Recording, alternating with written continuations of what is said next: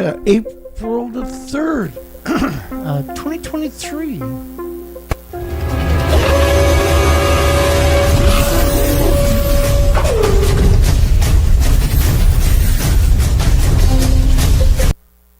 Sorry about that. My apologies. It's been known to happen. I actually clicked it on my other page and we started that up. Anyway, I'm Dana Durnford, and I'm also known as the Nuclear Proctologist. .org. You can call it 709-589-4406. Try not to stay on for an hour and 45 minutes. Or unless you got a lot to say, I suppose. And away we go. Oh my goodness. How come nuclear doesn't take a day off from being evil, or even a second? Even if if the nuclear industry took 1 minute a day off from being evil, the world would be 1,000 times better than it already is. Or it should be.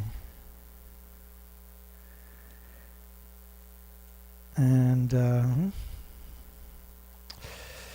we got lots of news to get through tonight. We'll jump right in on it, of course, when I finish clicking the shit of everything I got here. Should they be moving people back into that nuclear wasteland?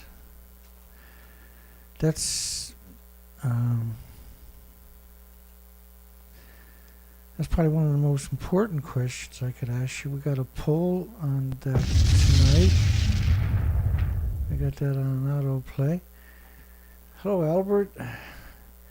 Should victims move back to Japan's nuclear wasteland so the nuclear industry can create more victims? Well, that's a hell of a good idea, Dana. Let's move everybody back into the nuclear wasteland. We started off the show with 3 likes. Did they do to everybody today? Why are y'all so mad at me? I can't get a like out of you. I'm just kidding you. The censorship has gotten amazing. The industry is trying to revive the nuclear narrative, and the truth is not allowed to exist. So, for instance, they claim that the fuel pools, which you can see at the very top of the buildings, there's 2 fuel pools, don't exist in reactor 3, right? Neither does the reactor core, which is at the top of the building also. That's gone in reactor 3, and same thing for reactor 4, but they're pretending that it's not. They're pretending that it looks like that in reactor 4 and this in reactor 3 on top of buildings that don't actually exist anymore. So try making that up on your own. Try making that all up on your own. Now, the radioactive fallout covered the planet in 26 days. Average was 20 days for the international models from different countries, universities, and governments. We have a lot of these models that are based upon a fraction of the emissions, the releases, the inventories, the fuel itself, the stored reactor cores, and the fuel pools. There was actually 8 of them. 8. Each fuel pool makes Chernobyl look like a paper towel. We left off last night, workers needed in the nuclear wasteland. And so, this is Miyagi Prefecture we're talking about. Miyagi is a nuclear wasteland. We've covered this for well over a decade. Local farmers facing the urgent task of securing labor. Why is there an urgent task? Why are you growing food in a nuclear wasteland? And why are you moving people back into it? And these are questions you should be asking yourselves in the industry. How'd you ever get to be this degenerate? Meanwhile, the restoration of farmland damaged. I can't remember the numbers because we cover so much. That's a number I should know, but I don't, unfortunately. We do know they picked up 30 million one-ton bags, mostly farmlands, of radiation. Not the surrounding land, just farmlands. So every time it rains, they're completely radioactive again. But the reactors are still melting down. And I showed you the reactors. There's nothing left to them. They refuse to acknowledge that. To reconstruct the farm damaged by the tsunami. Well, it wasn't just a tsunami. It was an ongoing, continuous, probably perpetual nuclear meltdown. Indonesia wants to put reactors in a quake-prone is being employed. And, of course, Indonesia has the infamous 2004 tsunami. That's where we kind of left off last night. EDF creates, now this is World Nuclear News, so he's got the credibility of a mass murderer.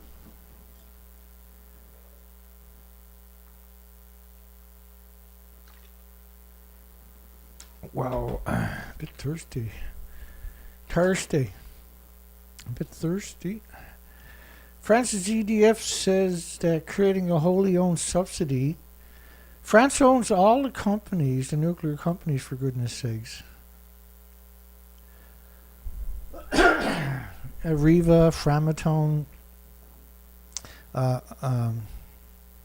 Orano, which was after Areva went bankrupt to get rid of their responsibilities.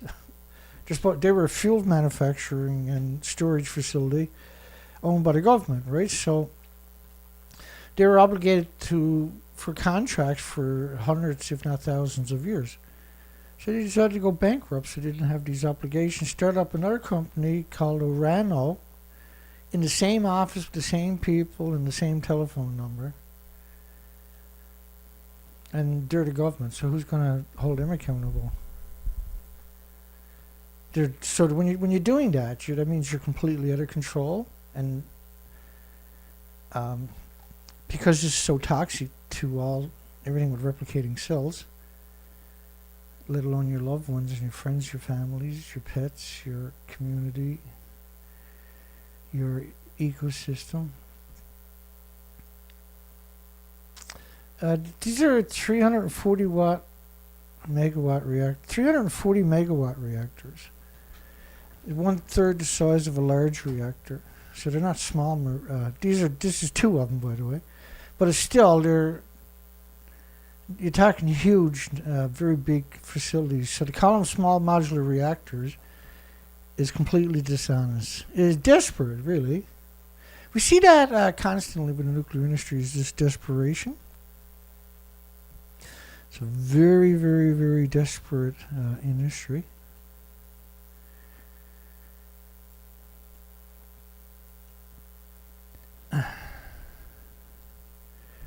We're seeing it constantly, this desperation. And there's always been a fabrication with the industry. It's never, we don't have any examples of the industry being honest. Not even a single newspaper article where they were actually honest. Browns Ferry nuclear reactor back in service with a new main generator. The upgrades made, I can't remember, just 11,000. They're going to have to do around 11,000 maintenance things while it's down. That's how safe they are. So in their lifetime, they probably had to do 250,000 serious maintenance things to these places. Each time, like, this is above and beyond normal operations when they're just shutting down. These are scheduled maintenance so you don't kill everybody. But eventually it kills it because all the fuel pools are hemorrhaging into the environment, right? Evacuation order lifted for 3 Fukushima Reconstruction Areas. 3 nuclear meltdown areas is the right way. And so when they talk about damaged reactors, they're talking about melted reactors, because they'll use the word damage a lot. So this is one of the reasons we have a poll tonight, by the way. Should victims who've already been irradiated and are sick for the rest of their lives because of it move back to Japan's nuclear wasteland so that the nuclear industry can create more victims? Because that's exactly what's going on, right? It's not safe to live anywhere in 2/3 of Japan. So Osaka, the numbers of radioactive fallout in Osaka on bridges and in sewage, water reclamation facilities, garbage disposal facilities are catastrophic numbers. So every man, woman, and child, eventually, there's 1,800 diseases, not just cancer you got to worry about. This is true for the animal kingdom, and we've broken the food chain, right? And so the research expeditions that we've done after Fukushima for 6 years to Alaska clearly shows an extinction event, and you can find that at nuclearproctologist.org. Evacuation orders lifted for 3. These are 3 little sections of 3 abandoned communities.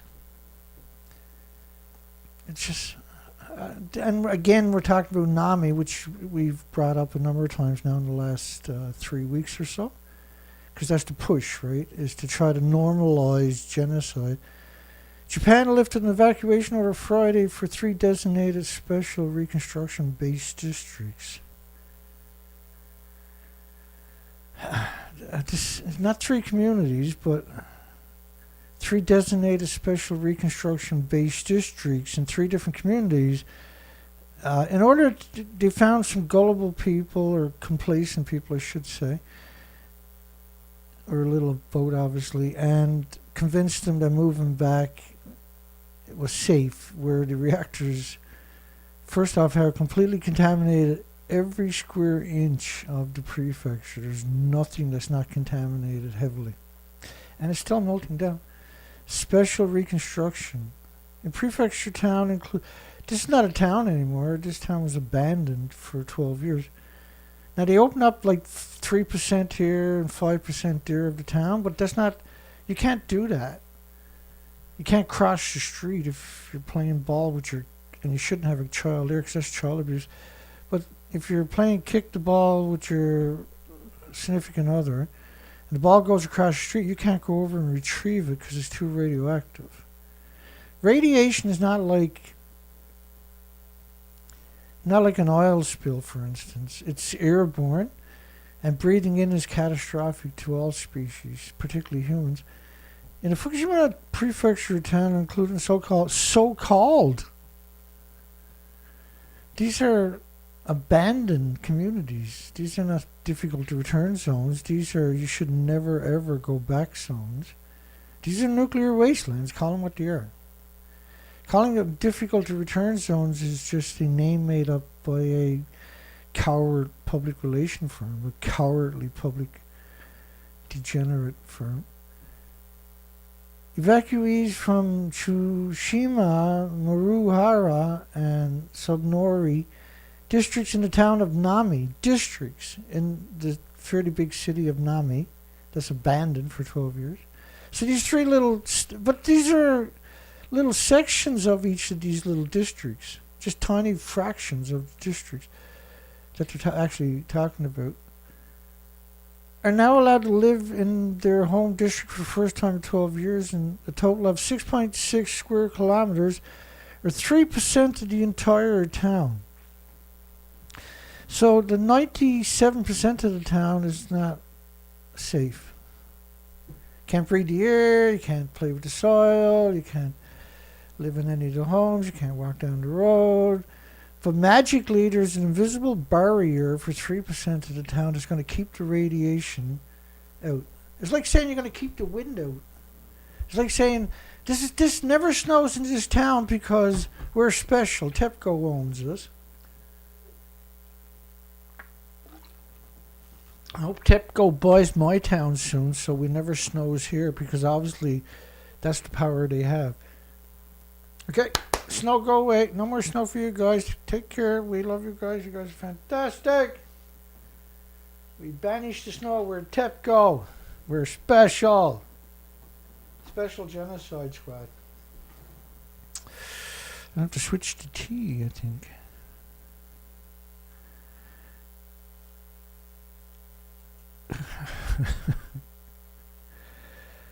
Should victims move back to the nuclear wasteland so the nuclear industry can pretend it has some redeeming qualities and create more victims at the same time? There's so many ways you can the idea is, how absurd is it to move back to 3% of the entire town? You can't go to there's no neighbors because you're not, and you can't go in those gardens because it's too radioactive.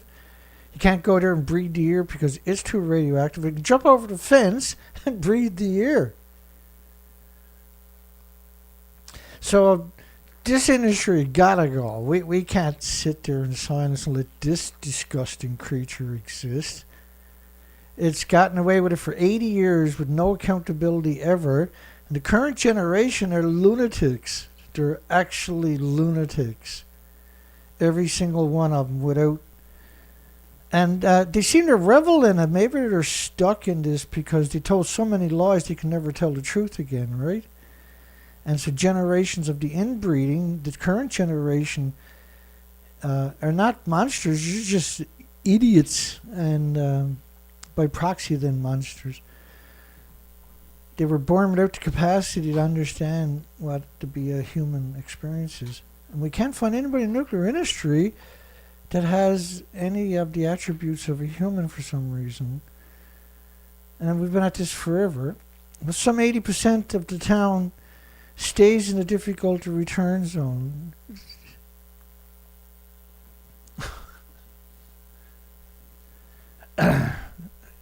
Like,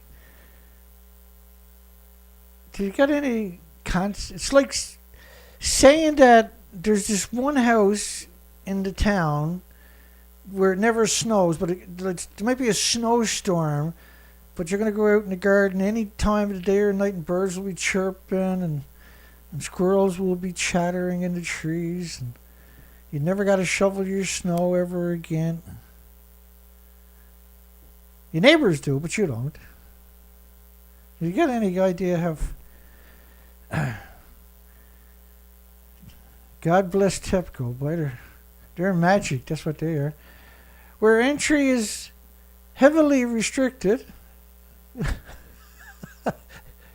97% of the town, which is actually, can't be 90% of the town, it's got to be 100% of the town. You can't clean up a section of a nuclear wasteland. It's absurd. Where entry is heavily restricted, as radiation levels remain high due to the triple meltdown. They didn't put S there again. And that's a really interesting thing. They'll never put the S. Well, it's not true. One out of 90 times, one out of 80 times, they'll put an S on the end of meltdown. It's pretty rare. There was 8 fuel pools. There was 1, 2, 3, 4 reactor.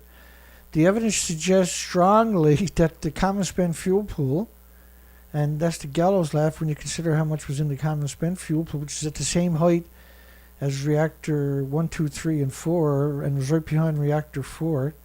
It's impossible for it not to have been destroyed like the other ones. Every other building there was destroyed, except it'd be like, every building was destroyed except for the common spent fuel pool. That one wasn't. Yeah, but it was right behind reactor 4 at a pinch point where the tsunami had, when it hit that, had to change direction. No, that one wasn't damaged. No, we built that special. TEPCO personally stood in front of it and said, no tsunami. And the tsunami had to go around them. That's the kind of respect they get from TEPCO, see? Where entry is heavily restricted. You got to drive to this area, you can't breathe. And you get to your community or your house, and you got to drive straight in the garden. Run inside, you can't play in the garden. And you're fine. And don't look out your window because you can see the reactors that are melting down as you speak. I don't know, Richard, that's the definition of hell. That's the actual definition of hell right there. That little section of that town. If you try to get a nuclear academic, a nuclear professor, a nuclear mouthpiece in the media and bring them down to that spot, they'll pull the eyes right out of your head. They'll yank your bottom jaw off trying to get out of the car. No S. That's normal. It's the media. There is no media. Media is another word for what the fuck is that creature. At a ceremony in Murahara, which is a district of Naime, the community wireless system announced removal of the evacuation order 10 a.m. And the Naime mayor, shit for brains, saw off police staff departing for patrol in a nuclear wasteland, surrounded by nuclear prefectures, radioactive, a couple of kilometers away from ongoing multiple nuclear meltdowns. You're way too late. They already stole all the equipment from the hospital in Fukushima, or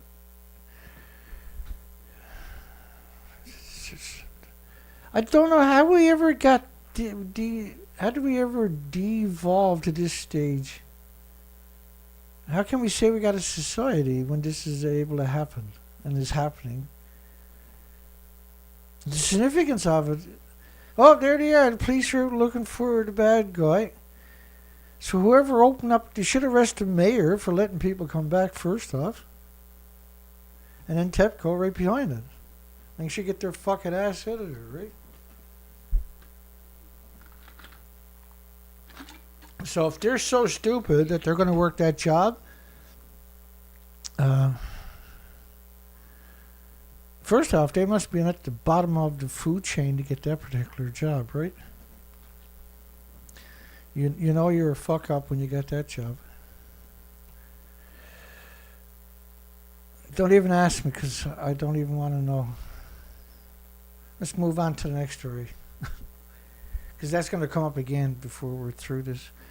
Canadian Nuclear Laboratories, Kyoto fusioneering partner to accelerate development of fusion energy. Canadian, this is Chalk River, where the alleged site of the world's first nuclear meltdown. That all they done was grouted it into place. They're on the river, major waterway that takes you to the biggest aquifer in the northern hemisphere. The Great Lakes themselves, right? Lake Superior. Whatever goes past their door ends up in Lake Superior, and ultimately ends up down to St. Lawrence, ends up in the lower end of Canada. It's a nasty thought, see, because you're talking about so much. This has been hemorrhaging since 1955. They had two meltdowns. They had another meltdown about 3 months later. They wanted to turn it into a nuclear storage site, because it already kind of is, right? For the legacy waste stored there. All Canadians should be humiliated that exists. Has signed a memorandum of understanding here in Canada, which, again, these memorandum of understandings, every week we're seeing that in the nuclear industry, but not last year, not the year before, not the year before that, not the year before that, or anything like that. But this year, we're seeing that constantly show up, memorandums of understandings, where it's basically a love letter between each other, that they're going to do everything they can to poison everybody else on the planet. Under terms of the agreement, the organization will work together to identify co-develop fusion. Fusion doesn't exist. Why not? Like, if you took this kind of energy and put it towards geothermal, which there's 1 billion times the energy we already use on our planet right below our feet. It's completely non-toxic, and it's available to everybody. And the problem was the conventional drilling bits can only go so deep. And so you can get quite a lot of heat, but you want to get to 1,000-degree temperatures wherever you do. We have the technology. We have lasers. We have other technology like that can evaporate the rocks rather than try to drill through it, get to your 1,000-degree temperatures, and you can replace all gas, oil, coal, nuclear plants and leave the infrastructure, just get rid of the commodity and replace it with geothermal. A long time ago. And if we put the effort we see worldwide, all the universities, all the governments throwing everything they got at something for 50 years and are no closer to cracking it, again, it's meant as a distraction. It's not meant as a solution. It's meant as to suck the money away from the solution. We see that over and over and over, and we see this acceleration for the last 4 or 5 years of that ideology.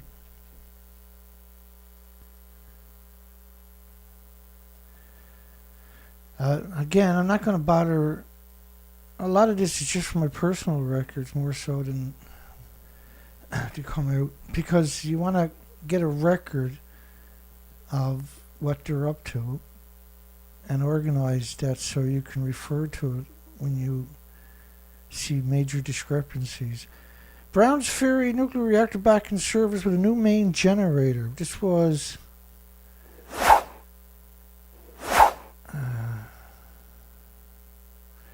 whenever you see the word Nuclear Regulatory Commission, non-regulatory agencies, I get really upset, eh?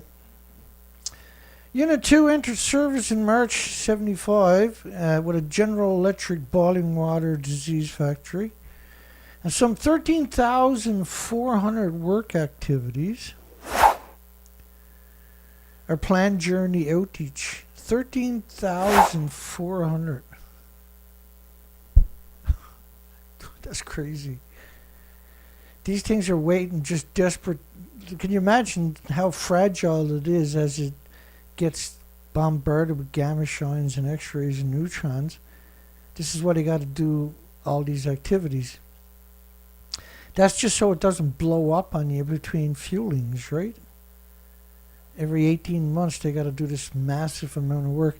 Now there's constant maintenance going on all year long, right?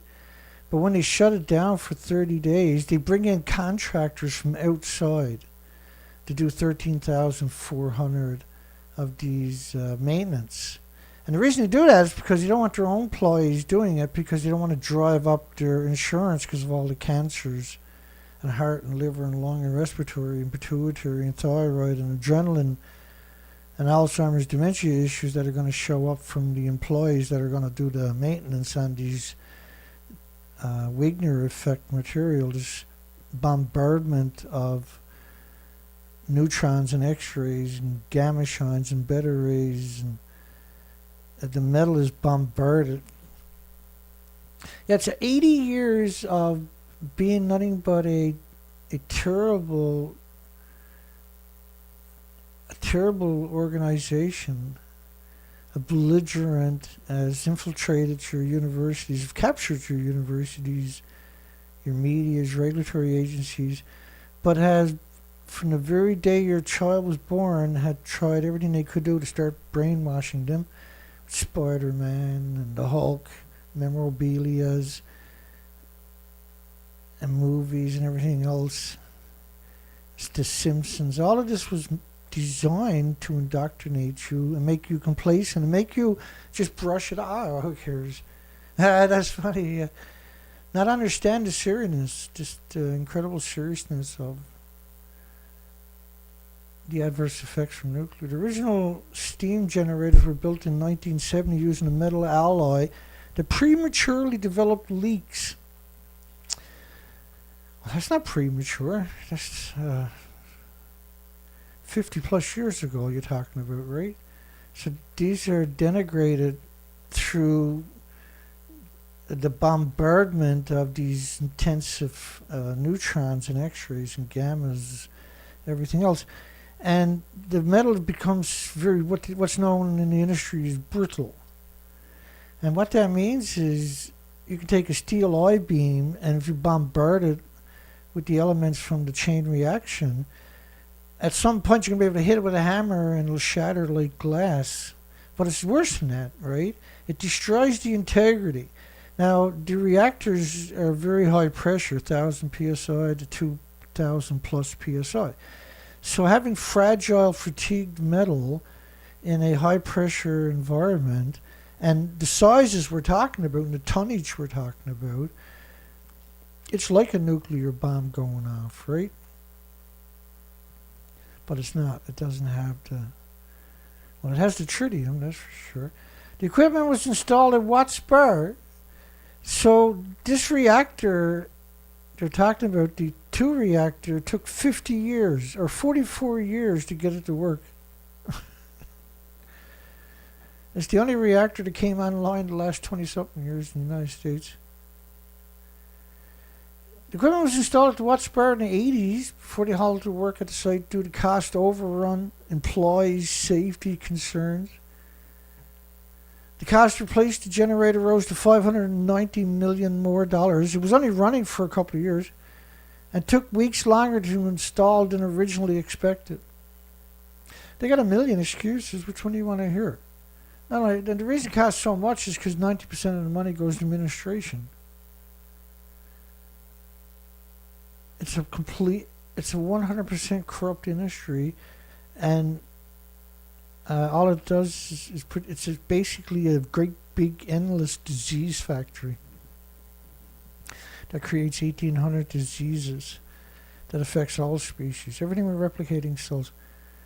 People here are ready. Russia Nobel Prize winning journalist warned nuclear war is being sold to the public like pet food. It's worse than that. At least pet food, they got some funny commercials. Nothing funny about nuclear. Yeah. Gonna run out of water here drinking like that.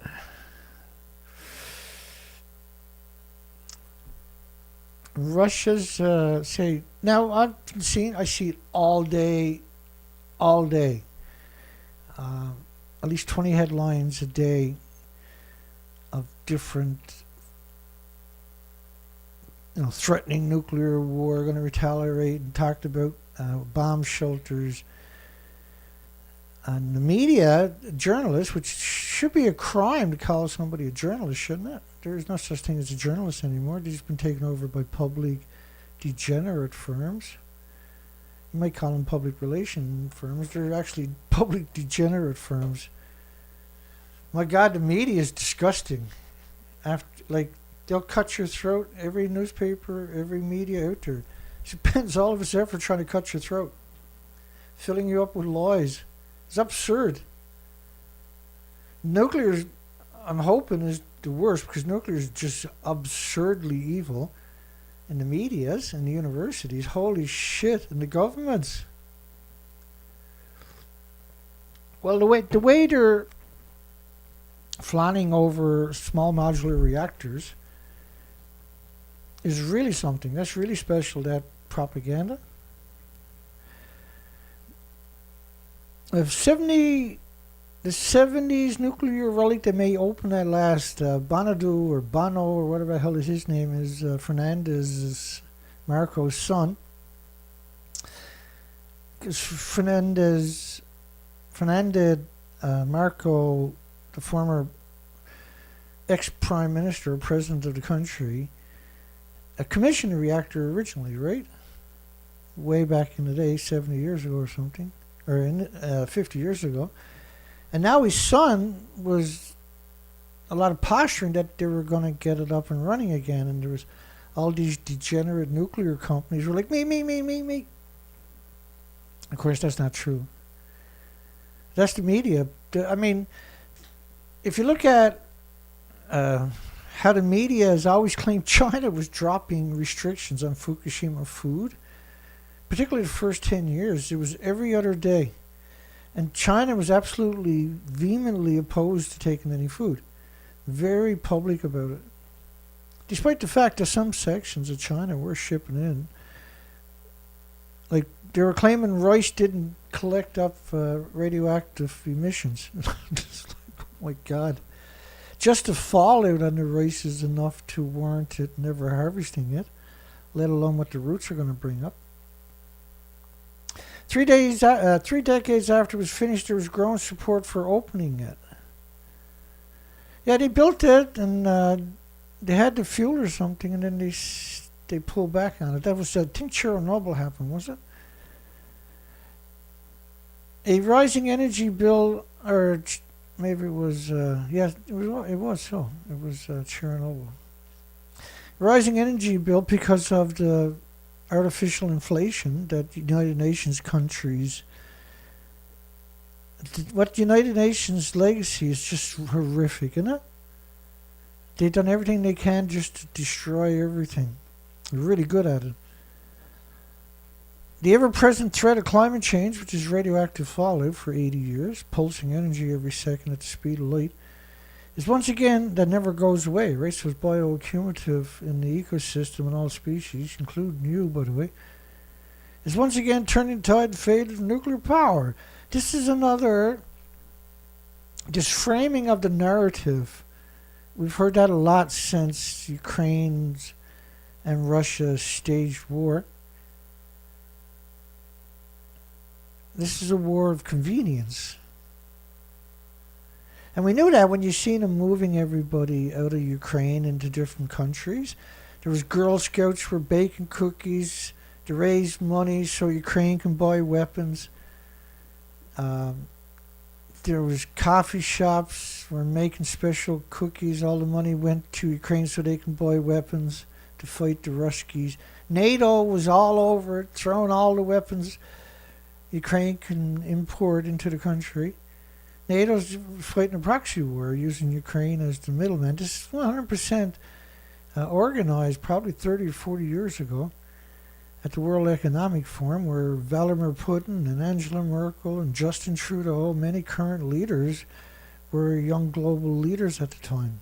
And now are old scum global leaders.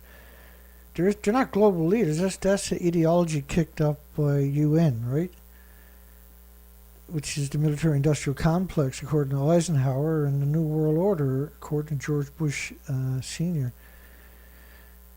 and many, many others. The rising energy bill, and of course we hear this narrative over and over and over for all kinds of applications, and always to justify nuclear. But for some reason it's not registering for the average person like it normally does. 38-year-old nuclear power plant. I mean,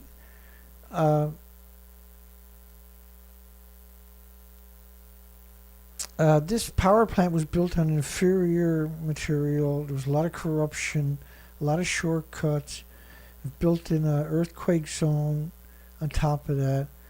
It's very low. The early morning calm outside the bat tent, we covered this a lot over the last decade, I must admit, is broken by the whoop whoop of an approaching helicopter. Whoop. Oh, by the way, who wrote this article? Rupert Winfield Hayes. Rupert Winfield Hayes faked being in Reactor 4 and faked being in Reactor 3 in Fukushima.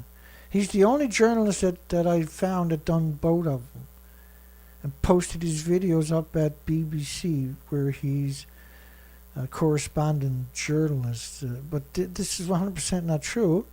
This is obviously a machine, a public relation firm working for their government mouthpieces. I don't think there's any way they can get the thing going. No, this is an old, decrepit... Well, they can. Don't underestimate the evilness of the nuclear industry is one thing I learned a long time ago. Looks like an accident waiting to happen. Another responded upon seeing a photo of this old... And it's old analog equipment. So you're going to have to spend a fortune. And I was going... It's all nonsense anyway. But I was going through the comments. And the scum were in the comments, of course. Better for the Philippines to spend the money needed to upgrade the plant in small modular reactors instead. What a disgusting industry. What a revolting, relentless, despicable industry, though, isn't it? Isn't that something? They never miss an opportunity. They're 100% predators. Cowardly predators, I might add. But speaking of predators, Nuclear Engineering International. You'll never see a name on their articles. It'll probably be Rod Adam, Kathleen Higley, and Jerry Thomas. You know, the scum of the scum, right? Rostown plans development of pilot nuclear thermal power plant. Nuclear thermal power plant. Now, it's alleged it can run on its own power. It's got a few tricks up its sleeve. It's going to reuse the heat, which China is doing with one of their reactors, but that still don't make them efficient. They're only 2% efficient or something. Rotterdam is considering, and which is the Russian government, right? They're the same as France, where France controls the entire, every facet of the nuclear industry. They own the companies or control them, usually own them. And if somebody else owns a section of them, they're insiders. And they're going to be as corrupt as you can possibly imagine. So they're talking about, these are basically small reactors, but each of these applications is better to use something like geothermal. Why would you use nuclear? You're talking about just putting a nuclear power plant on every street corner if you can get a willing host. Heat produced by the reactor will be converted into electricity directly using thermal electric generators. And so it's got to be installed trouble-free for 350 days, after which a 2-week maintenance. Now, the only way these can work, they're using high-assay mixed oxide fuel, which is weapons-grade down-blended. And, you know, it's in a containment, but it's still going to be a lot of emissions. But the problem is, once you take it out of the containment to put it in a pool to cool down for a decade or 2 or 3, it's still splitting the atoms. And the emissions from that, the atoms that are coming out of that are hideous. It's hideous. The concoctions, it's just hard to imagine there's people this evil. That's what cracks me up the most about the small modular reactors. They know that, right? They won't admit it, but there's no way they can't know. If I can know, how can they not know, right? You know, so there's no way they don't know that the emissions from the fuel pools are going to be that's the end of all species. It's invisible plumes constantly, all day, every day, coming from all corners of this insidious, catastrophic emissions that wherever they land, are pulsing energy at the speed of light, and they just destroy everything in a circumference. And when you're talking about snowstorms covering the entire planet at the one time of this stuff, an invisible fog of death. And the killing takes 10, 20, 30 years to play out, but it exterminates everything. It breaks the food chain, particularly like in the oceans. And then the trickle down, you look for signs of a lot of emaciated whales, emaciated birds, emaciated seals, emaciated sea lions. Then you're really in missing insects. And, you know, like spiders on your house is not normal. People are so acclimated to it over the last 5 or 6 years, they think it's normal. Like, yeah, so what? It's like, you know why the spiders are in the house is because the insect-eating birds got wiped out, which is what they predicted several years back. And mostly you're just seeing as the seed eaters. The stationary reactors, so wintertime you're not going to see insect-eating birds, you're going to see seed eaters because there's no insects, right? So people they're not able, because they watch so much TV, they're not able to rationalize things on their own. They have no critical thinking skills, so to speak. Anything, they get angry over everything. So the reactors are supposed to be handling a magnitude 8 earthquake. This is nonsense, by the way. You can't, like, the amount of money you have to spend, it's absurd. And, you know, there's too many factors. You can't just put these, there's not enough real estate to accommodate all the posturing that you're hearing. So this is a Canadian story. The minister says New Brunswick Power will need to justify the vice president's salary, which is $1 million a year, if the nuclear power plant in New Brunswick ends up being run by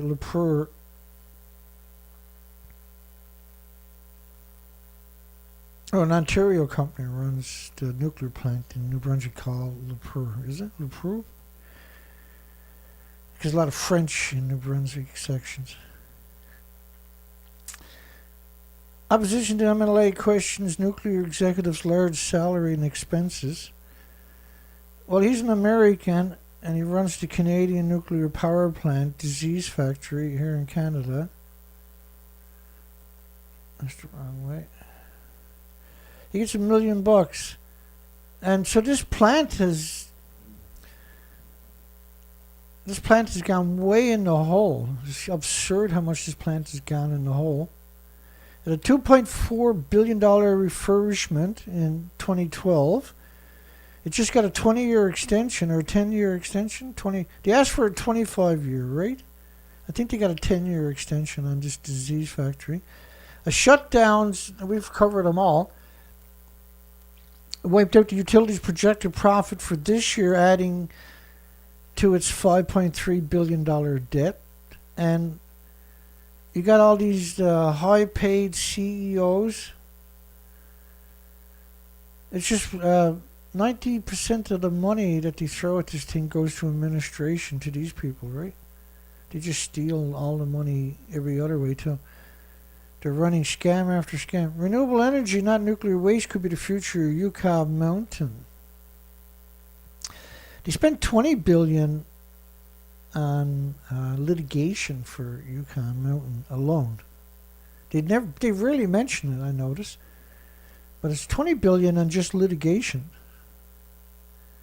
One great big money pit, wasn't it? They would use Yukon Mountain for all kinds of stuff. Storage of renewable energy. Bill Gates, Terra Power, is complaining that the renewable, like, wind and solar are intermittent. And so what Bill Gates is going to do is going to build an energy storage for when the solar and wind doesn't have wind or sunshine. So instead of the renewables having their own energy storage, Bill Gates is going to build his own to fill in when wind and solar can't. Just to demonize wind and solar. It's like literally the stupidest thing I've ever read. Like Canada last year had $4.2 billion for energy storage for renewable. And so what they done was they closed down 700 renewable projects and gave the $4.2 billion to Bruce Nuclear Power. And Bruce Nuclear Power is going to use it to build storage for a nuclear power plant that doesn't need storage. They're going to have a hydroelectric. So they stole all $4.2 billion, gave it to the nuclear company at the same time to close down 700 renewable solar farms and wind farms. And rather than give them the $4.2 billion so they can have storage to prove a concept, right? So they can run 24 hours a day. They closed them 700 because they compete with nuclear. That's how captured Canada actually is. Canada's a terrible place to live. It's unbelievable, horrible place to live. Canada removed all restrictions on food from Fukushima after 93 days when the whole world banned it for 10 years. So Japan couldn't ship the radioactive food from the nuclear wasteland itself anywhere, only Canada. And that's what they done. And that's why everybody in Canada is getting sick and dropping dead, massive heart attacks, and dementia and autism, diabetes, and Down syndrome has skyrocketed because of all this radioactive food. Heart problems, liver and lung have skyrocketed because they're eating all this radioactive food. It's disgusting. And almost everything in Canada is GMO too. They've done that on purpose to get rid of any resistance, to dumb down the population. Everything you're buying in the supermarket here is GMO. Even the organics. How the hell did we ever get to that? How can you call that a country?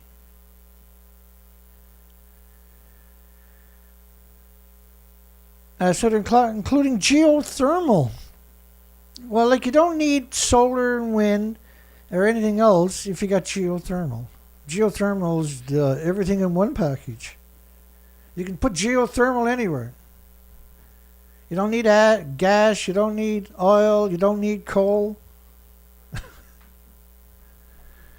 Just geothermal. It's just walk away, let it create energy for 50 or 60 years and come back and build a new one alongside of it. And when it's ready, switch it on, then turn off the old one and walk away again for 50 years.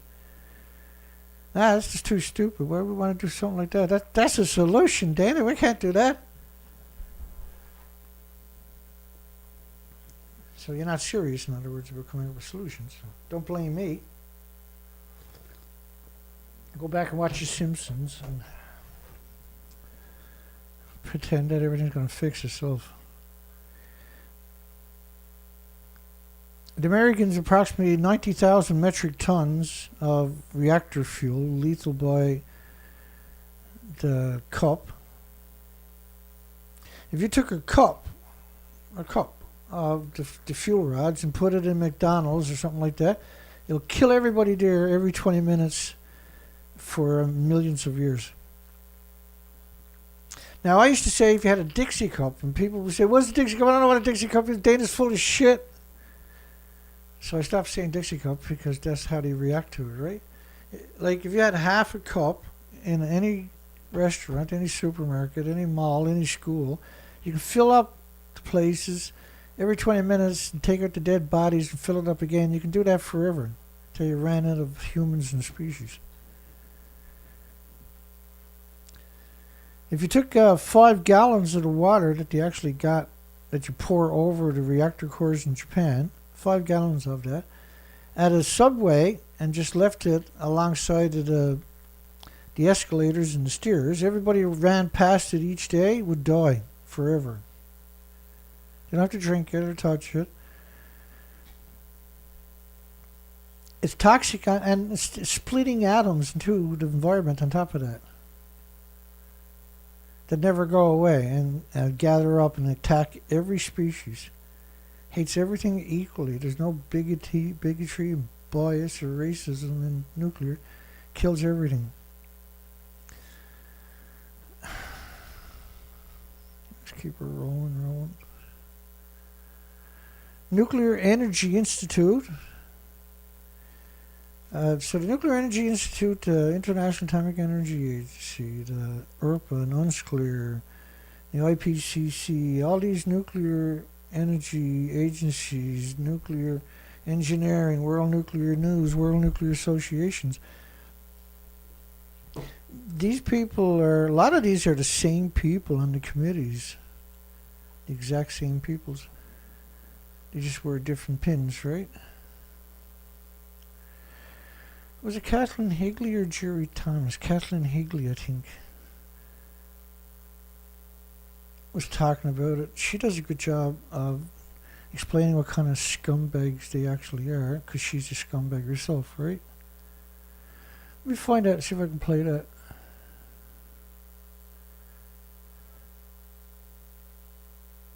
I just got to remember what I'm looking for here. Sometimes it's better to close your eyes, so you can't go click when your eyes are closed.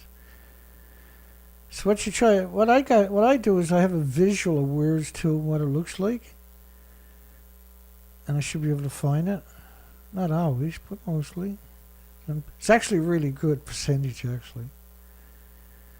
Oh, speaking of scumbag Kathleen Higley, so many scumbags in this one video. You got degenerate from Berkeley University. You got TEPCO's little demonic demon. You got the one-armed bandit, Miles O'Brien. You got scumbag of the centuries in a dress there from the NRC. And you got what's-his-face from the the National Press Club. And then Kathleen Higley. I'm going to adjust the volume for you.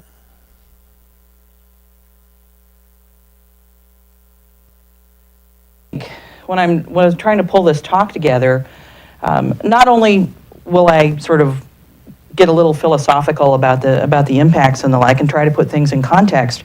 But I also wanted to talk a little bit about who are these radiation experts that get trotted out in events like this, or that get to participate in various activities and analysis to make pronouncements about is something safe or not safe. And if you look, you'll see organizations that are often represented. The ICRP, International Commission on Radiological Protection, a premier organization. You'll see UNSCEAR and IRPA. So UNSCEAR is the United Nations Scientific Committee on the Effects of Atomic Radiation.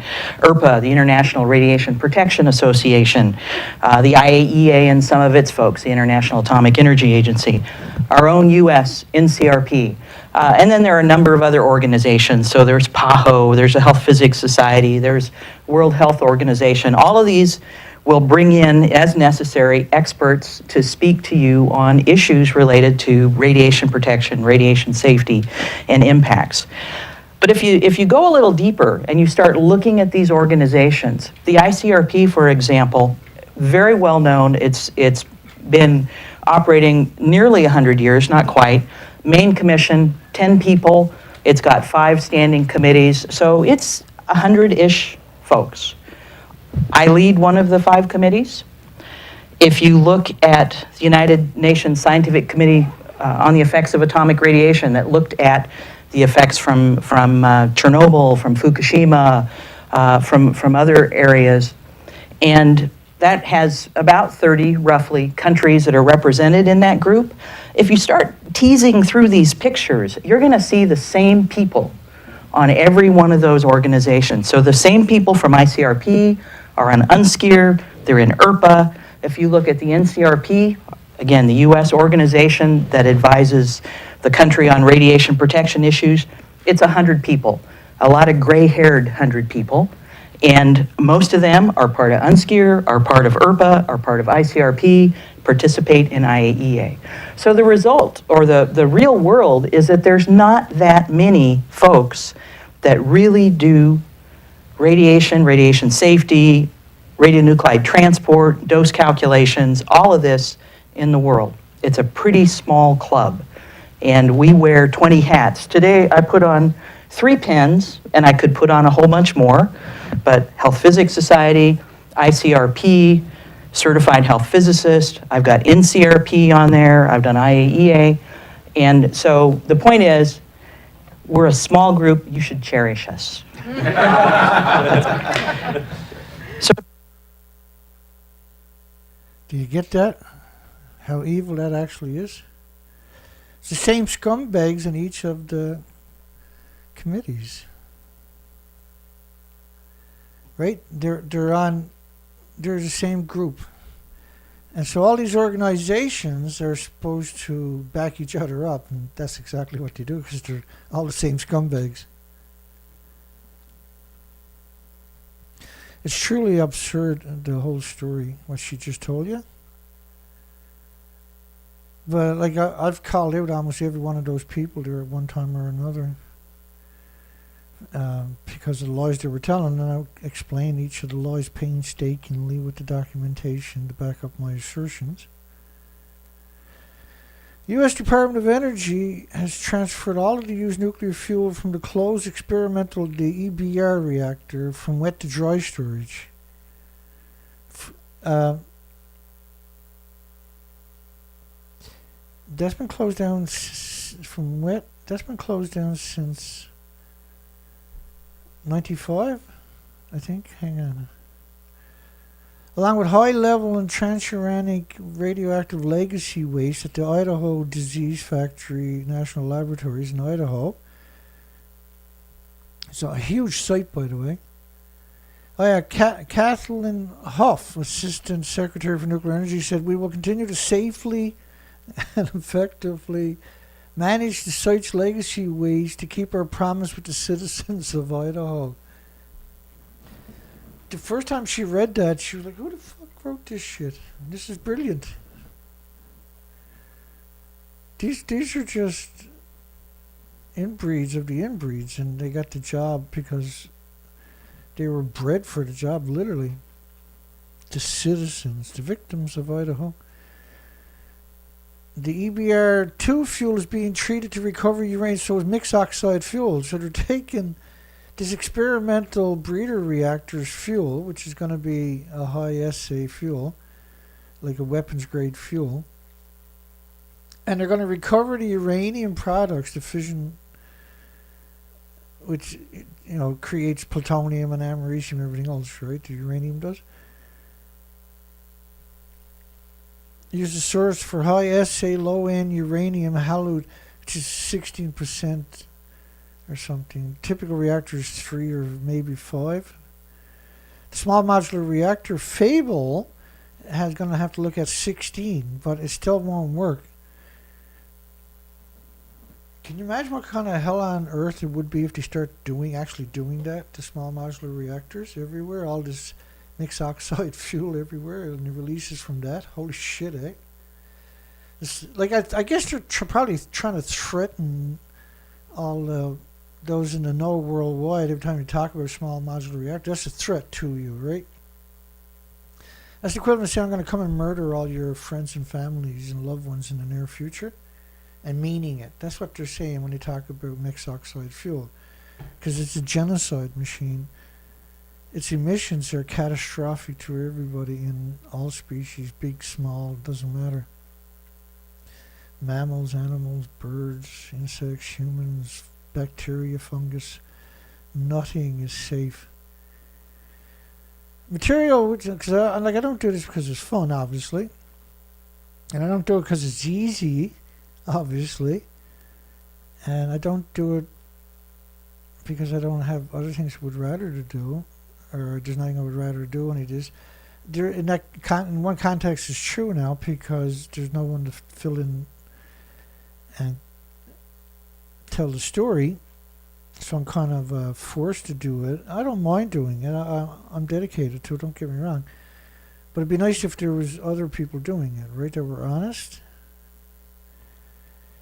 The HALU, which would be used to support fuel qualification tests and Department of Energy supported advanced reactor demonstration project.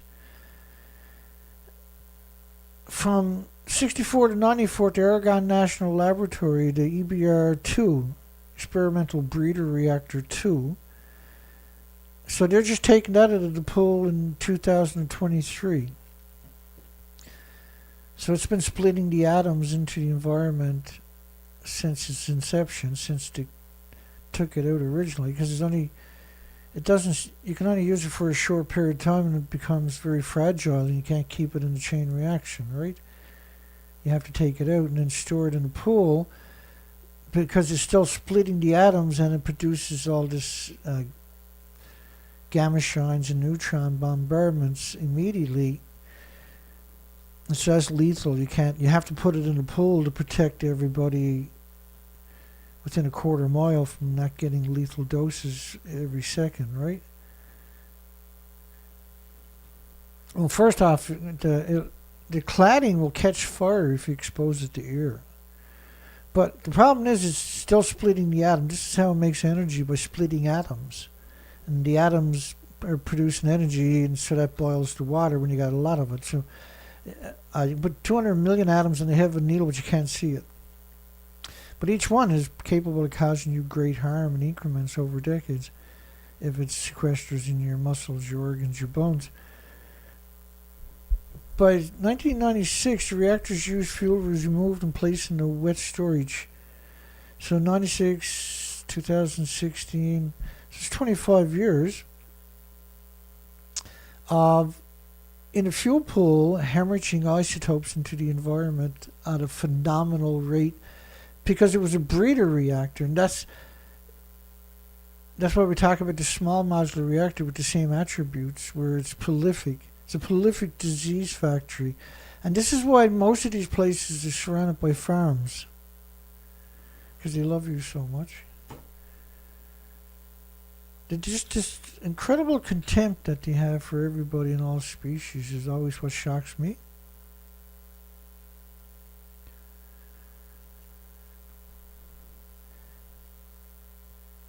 The wet storage basin at the Tohoku Nuclear Technical and Engineering Center is the largest used largest used nuclear fuel storage basin in the world.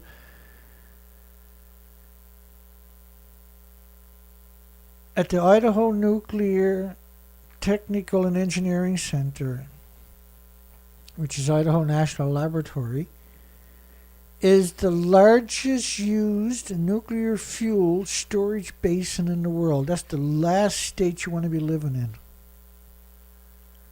It's the very, very, very, very last state you would want to live in is Idaho, because that exists there.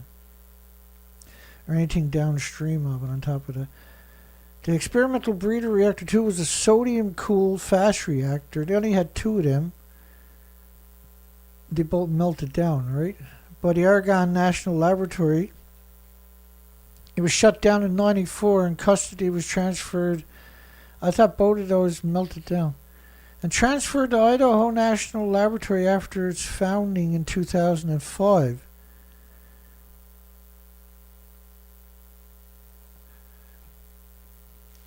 The experimental breeder reactor 2 core was used for testing fuels and material for future larger disease factories, liquid metal reactors, and in other experiments until it was decommissioned in '94. The basement with the reactor was filled with grout. So they left the reactor there. Just scumbag.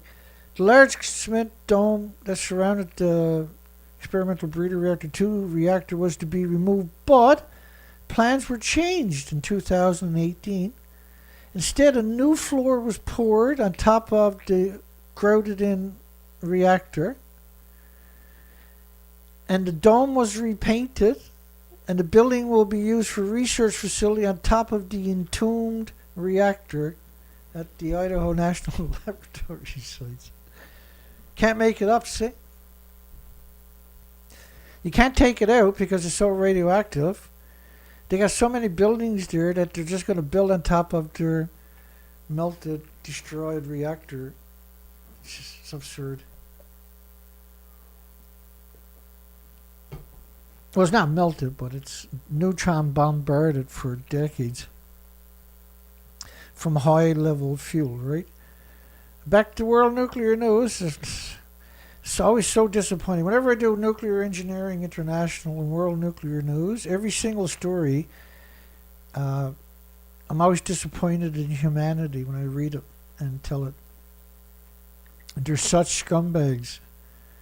They never put their names on the articles ever. New isotope, they're both nuclear public relation firms on top of that. They're nuclear lobbying groups, both of them. New isotope producing research center for Missouri.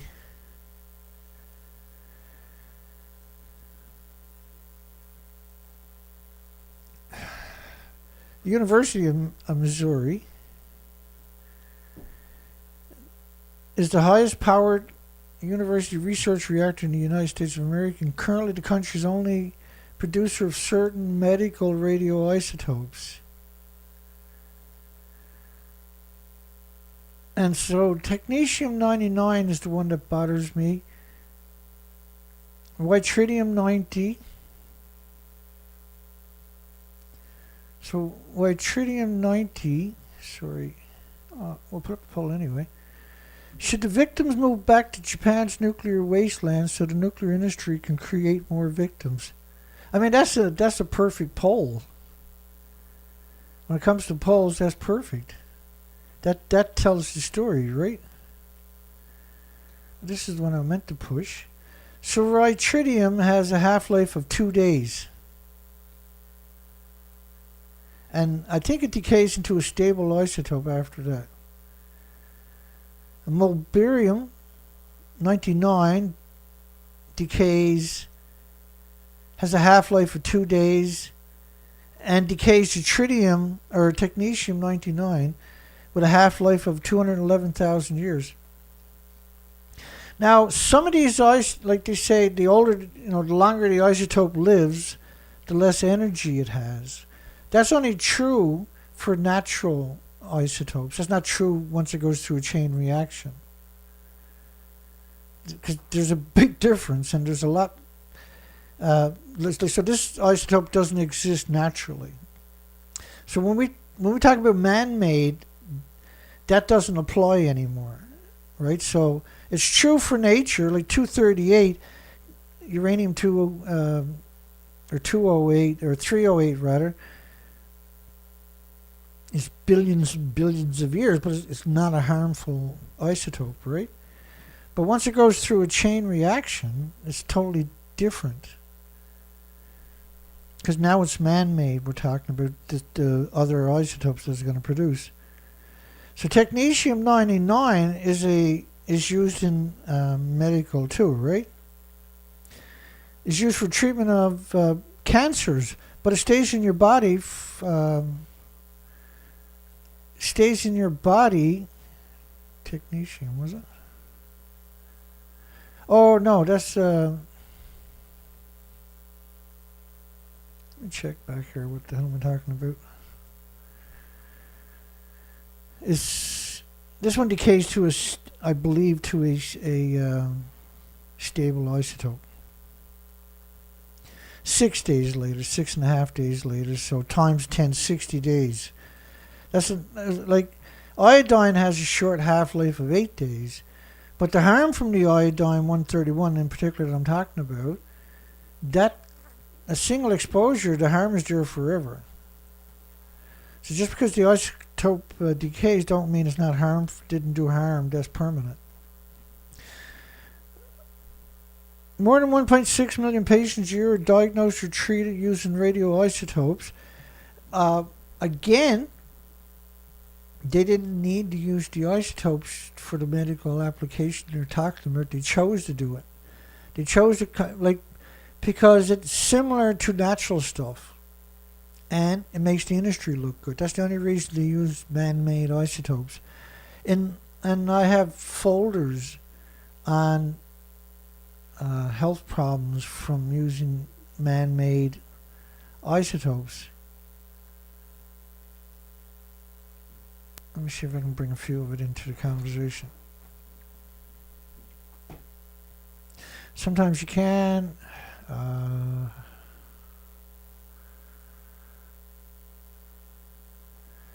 Sometimes you can't. Let me see what I find here when I hit study.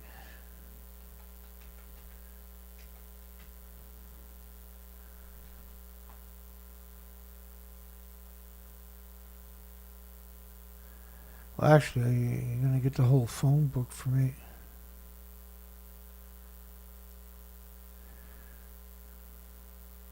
One more try here.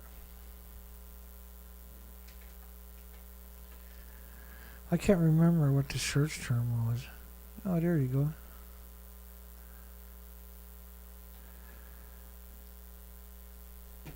Yes, this is... So you go to the hospital because you say, doctor tells you got cancer. There's nothing they can do. And you say, good God, doctor, there's got to be something you can do. Well, there is radiation therapy. But you got to sign a piece of paper here saying you can't sue me if it goes wrong. But I think I can get your loved one or your child or yourself in. That's when you're supposed to run away, unfortunately. And the reason is because you might get rid of the original tumor, but now you've got health problems everywhere. Introduction to radiation injury, another silent epidemic. Radiation-induced injury to your visual pathways. Radiation injuries to your heart. Cardiac injuries following breast cancer treatment. There's a whole host of this stuff, each one of them, by the way. Radiation to the kidney, induced kidney injuries, radiation induced spinal cord barrier disruption, central nervous system, radiation induced lung injuries, radiation induced bowel injuries. Then they want laser treatment of severe radiation injuries of the lower intestinal tracts, radiation induced kidney injuries, breast radiation injury litigation, because so many people got injured and had breast cancer because of central nervous system radiation injuries. So they go in and radiate the shit out of you, kill all the cells in your body, and all of these show up over the next couple of months. So the studies suggested strongly, by the way,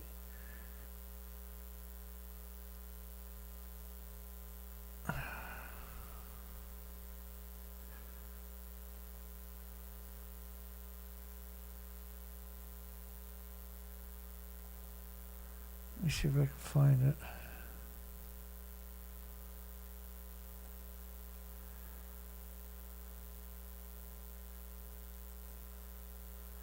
La la, the madness is forever. Bear with me. Sometimes that happens to me, I can't find what I'm looking for. I thought it was under coal plants or something. Not today. And what happened was I had some folders that I like using. And so once you throw so much into the folder, then you got to scan if you can't remember. That's not it. I think it's just that one. It should be right there. Oh yeah, I'm in the right section. We'll get it. I just can't remember, see?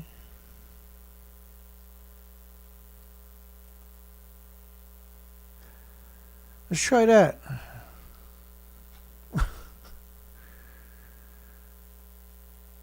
So 3% efficiency of chemotherapy treatment and cancer cure. So based on facts 1985 and repeated in 2004. And the conclusion, so 2.3% in Australia, 2.1% in the United States that got radioactive chemotherapy lived longer with it than they would have theoretically without it. So 98% of the people died sooner by taking it. It was also discovered that human kidneys are at least, if not more, 50 times less efficient than animal kidneys at removing plutonium. So the studies on animals and trying to equate it with humans is off by 50 times. Humans are 50 times more susceptible than the animals were. Because they can remove a lot of it, right?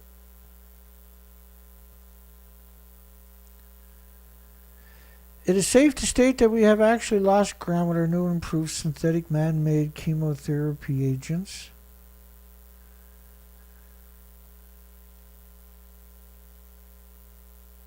So 97% failure rate, only 2%. So would you go gambling if you thought there was only a 2% chance of winning? Would you fly if you thought there was only 2% chance you would land? Or anything else dangerous?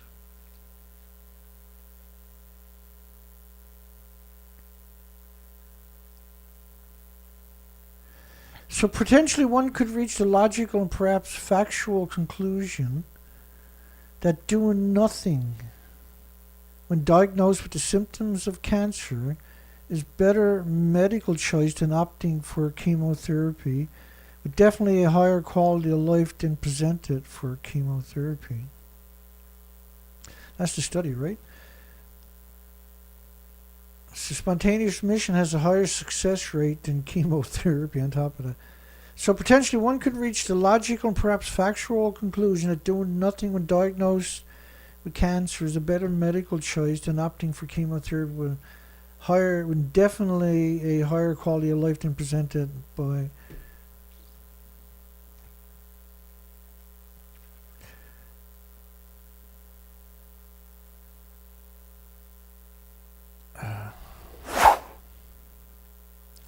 it's a sobering fact, right?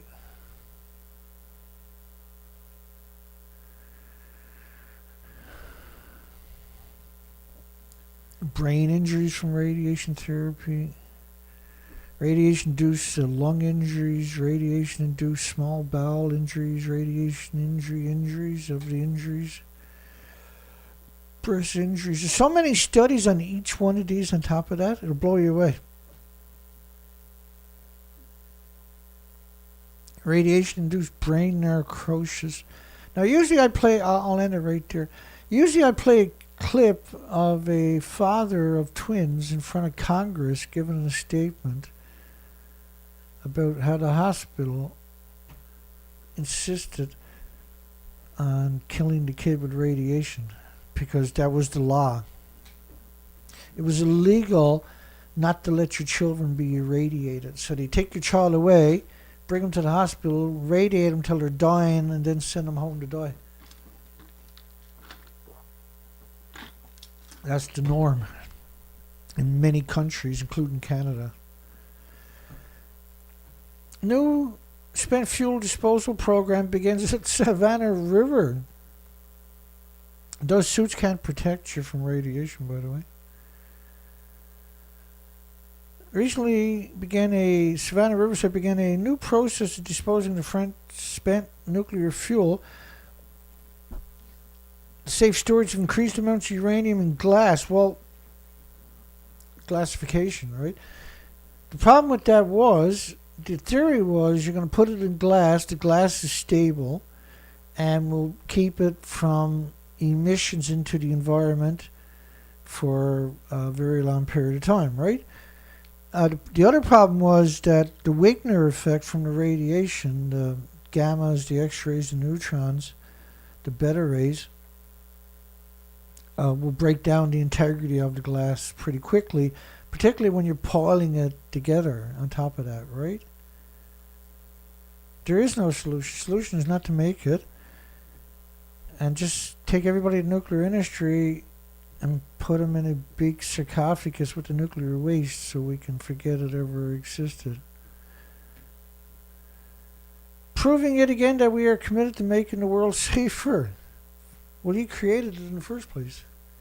And you already condemned the world from endless releases that never go away. The insidious thing about radioactive fallout is, in particular, where it gets into the children of all species, not just humans, it gets into their bones, and then it mutates their stem cells forever. So that's the worst case scenario to happen to a child, because it takes quite a few years for it to manifest. By the time they're teenagers, you're liquidating your assets in order to try to give them some relief and try to give them a life, so to help them have the hopes of a future. But you're being defeated because they're infested with this parasite known as nuclear waste, right? Nuclear isotopes. Right, it's indeed a parasite.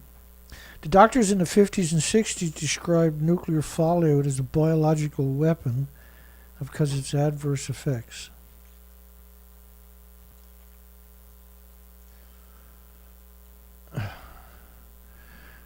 We're burning it up tonight, are we, with 24 viewers? Should victims move back to Japan's nuclear wasteland so that the nuclear industry can create more victims? Because that's all you're going to do. Nobody walks away healthy after experiencing it, but to go live in it?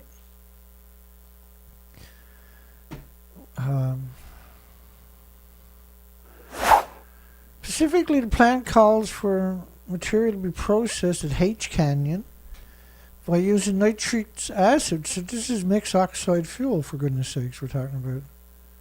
They boil it in nitric acid at 3,000 degree Fahrenheit temperatures to separate the uranium. This is why the Arctic is so radioactive, because La Hague in France and Sellafield and Donneray in the United Kingdom, those three sites, reprocessing sites, have polluted the Arctic and the Atlantic and Europe perpetually. Produce a solution of highly enriched uranium, fission products, aluminum, and some small amounts of transuranic elements like neptunium and plutonium. Well, of course, you can't have neptunium without plutonium. Neptunium will decay to plutonium, every one of them. usually within 2 or 3 days. And plutonium is typically a very long half-life, very energetic because it's gone through a chain reaction. It doesn't exist in nature. It's man-made. It's anthropogenic. The solution would then be transferred to a high-level waste system, which they don't have, of course, and immobilized in the canisters at a defense. Defense! As if they can do something right. Waste processing facility. With a small, we're talking about the Savannah River site. Now they already spent $30 billion on a mixed oxide fuel facility that they had to walk away from, right? Recently, a few years ago. They just kept throwing money at it and still couldn't build it, thank goodness. It's supposed to be illegal in the United States and Canada. We have Molex, an infestation from United Kingdom, a 12-year-old company that set up shop in New Brunswick and wants to make mixed oxide fuel out of the can-do Canadian reactors assemblies. It's just another fantasy, right? That a brand new company like that with its own design by somebody who's never designed a reactor in their lives. It's about gouging the economy, stealing all the money, right? It's about grabbing billions of dollars if they can. And they usually can. There's usually nothing to stop them. A small amount being sent to the Salt Waste Processing Facility, also known as WIP, Waste Isolation Pilot Project, and disposed of via the Saltstone Disposal Facility. Once the material has been put into the canisters, it will be stored in the S area until a national spent nuclear fuel repository is built. We got 80 years, you still haven't built one. How come? Because it's hemorrhaging into your environment and it's surrounded by farms. It's the perfect genocide, omnicide machine. You can't see it or smell it or taste it or hear it or feel it or touch it. And it kills everything equally. It does it in increments over time. It destroys the chromosomes, the DNA, the genetic makeup of all the species. It sterilizes all the little insects, and so they don't reproduce, and they disappear in increments, and then the whole food chain is broken because all kinds of species depend upon the feeder insects. And I mean, it's like the dolphins that were down here and died off 3 times now. They're not supposed to be here. They ran out of food and came here in desperation. This time of the year, they're supposed to be here in the spring and fall, but not in the winter. Up to 75% of the process is in head-end, first uranium cycle, high-activity waste evaporation, second uranium cycle, low-activity waste evaporation, solvent recovery, acid recovery would not be used. So so they figured out a way now to make it even worse. High-activity waste evaporation. Just a word and nuclear should never be together in the same sentence. Matthew covers the Savannah River site and politics. He previously covered the government and politics for Florence, the graduate of the University of Scum Carolina School of Scum Law and Scum University of Charlottetown. So they produced the most evil, as wickedest. There's their schools of mass destruction, basically. Virginia governor signs and allow multiple bills in small modular reactors. He's always got an audience around him for everything, eh? And the audience is there, yay!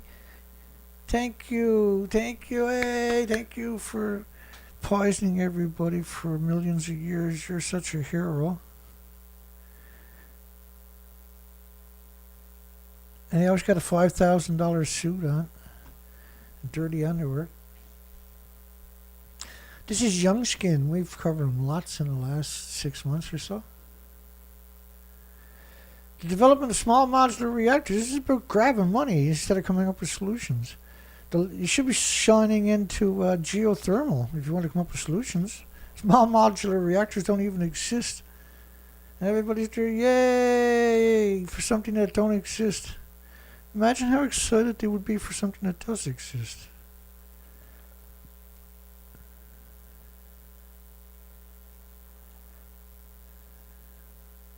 Mammogram radiation levels aren't comparable with nuclear bombs.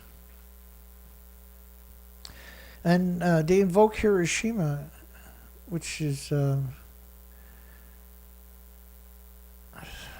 all these types of stories makes me sick to my guts, by the way. A clip from a video recorded over 6 years ago containing false information about mammograms resurfaced in an Instagram post which has received more than 7,000 likes. So the nuclear industry was getting a black eye and freaked out. The video featured a doctor who was a chiropractor, not a general medical doctor. Well, I went to university to be a chiropractor, and you got to do 7 years, same as a normal doctor, and then 2 more years on just spine. So you are a practitioner, a general practitioner, a medical doctor, and you've done another 2 years. So what they're saying there is not true. In the video, she makes claims with the level of radiation monogram that effectiveness is picking up cancer and their effect on death rates. And the claims are not borne out in data. That's because the industry is very good at hiding information. They got a million examples. False information about cancer investigation could lead to people making decisions. They banned DCA, dichloride acid, in Canada 5 or 6 years ago. They didn't want people treating themselves for cancer, but it's just a vitamin, mineral rather. That's not most people know about. It's just a mineral. You can take the whole bottle, the big bottle of it, and eat it. It doesn't matter. A chocolate bar is worse. Right? It's like potassium, where your body can absorb so much. It's completely harmless. So they banned it, but the DCA, all it does is separate your blood cells.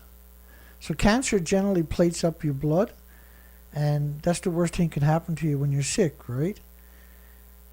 And so a healthy body is unplated blood. So when you unplate your blood, you get healthy again by proxy. Missing early diagnosis opportunities for cancer can be fatal. Yeah, I just showed you what the chemotherapy is like, didn't I? 97% fatal. So breast screening every 3 years between the ages of 15 and 71. Well, first off, their version is X-rays, and very harmful X-rays. Well, it's actually worse than that. She told us that the Hiroshima claim was based on mammograms in the past, which she said would have been used at higher levels of radiation. Well, Hiroshima is radioactive fallout. You're breathing in the particles, the atoms, the physical atoms. X-rays, you're turning them on and off. That's what a mammogram is, right? The other one is in your body is pulsing energy at the speed of light every second, wrecking your DNA and your chromosomes and your cells and your organs, putting lesions, permanent lesions in your organs. You can't compare it to Hiroshima. But it's nevertheless, Hiroshima, its effects is serious. That was covered up by Geraldine Thomas. It was one of the major cover-ups of Hiroshima. I mean, why would you build a city back in a bomb crater for? How'd you get that evil? Over 40% of the Americans approve a NATO-style nuclear sharing with South Korea. NATO's not even supposed to exist. If you look up NATO says, if you look it up, it'll say 28 militaries. 28 monsters, nations, 28 nations of monsters. Like putting 28 militaries together, and you're not going to be afraid of anybody. Well, most of them are nuclear-tipped countries. It's idiotic to have they were created as a response to the Soviet Union, because the Soviet Union didn't take shit from anybody. It was sending satellites to the planets long before the Americans and anybody else. They were leading the charge, technology worldwide. And then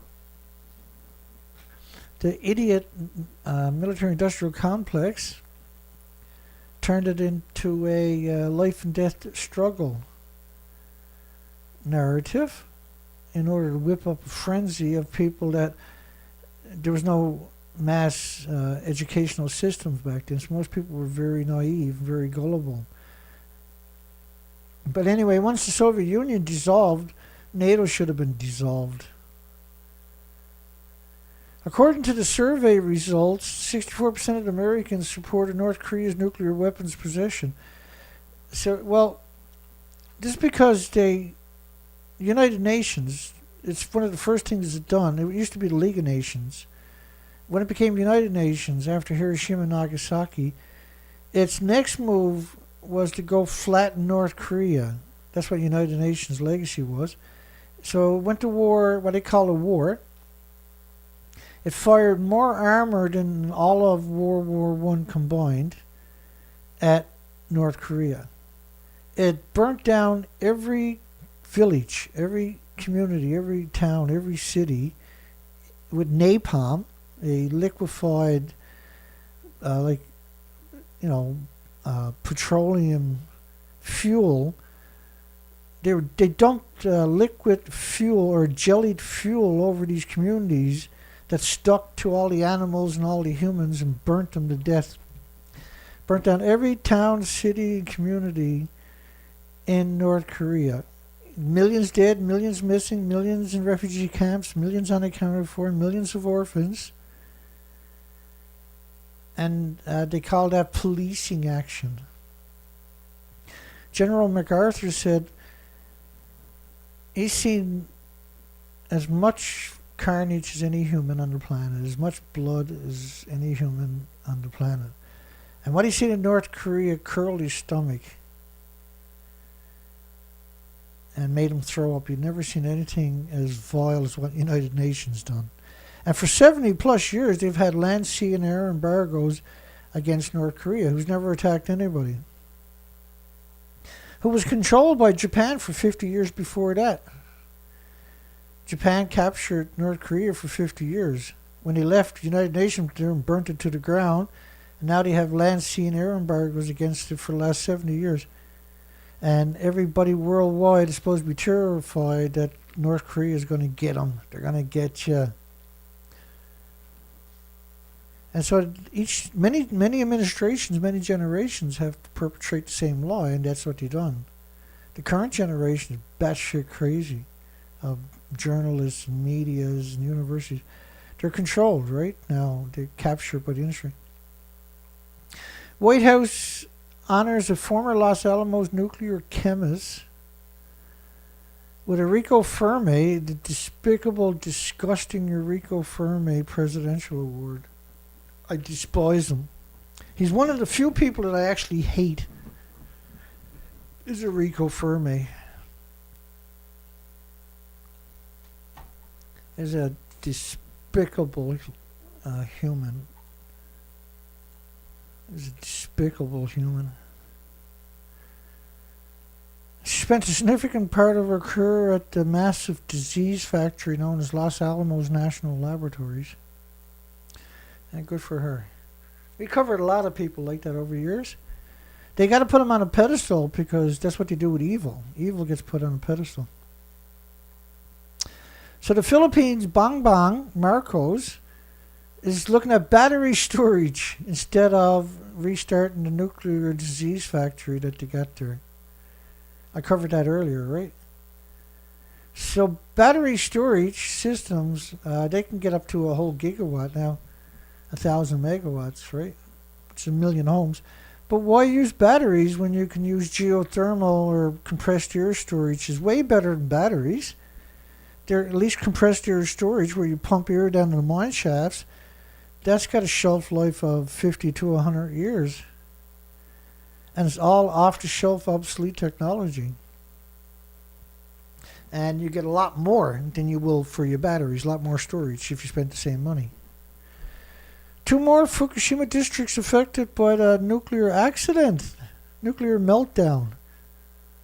Declared livable, despite the fact that it's never going to be livable. And this is why we're going to poll tonight. Got a poll, got a poll, got a poll, here a poll, there a poll, everywhere, poll, poll, poll, poll. Should the victims move back to Japan's nuclear wasteland so that the nuclear industry can create more victims? I mean, in reality, that's the best version of that story, isn't it? Because that's all they're doing. I'm limited to 100 caricatures. Two more districts near the crippled disaster. These are crippled, and that's when they use the word crippled, or what's the other word? I forget already. Crippled is nuclear meltdown. I mean, you can't. Calling it crippled is because you don't want to say the meltdown. As evacuation orders for the two districts, Tohoku Town, because we just talked about Naime, the 3 districts there, was lifted 9 a.m. on Saturday, 8.5 square kilometers, or 10% of the town. So how can 10% of a town be safe? That's quite the riddle.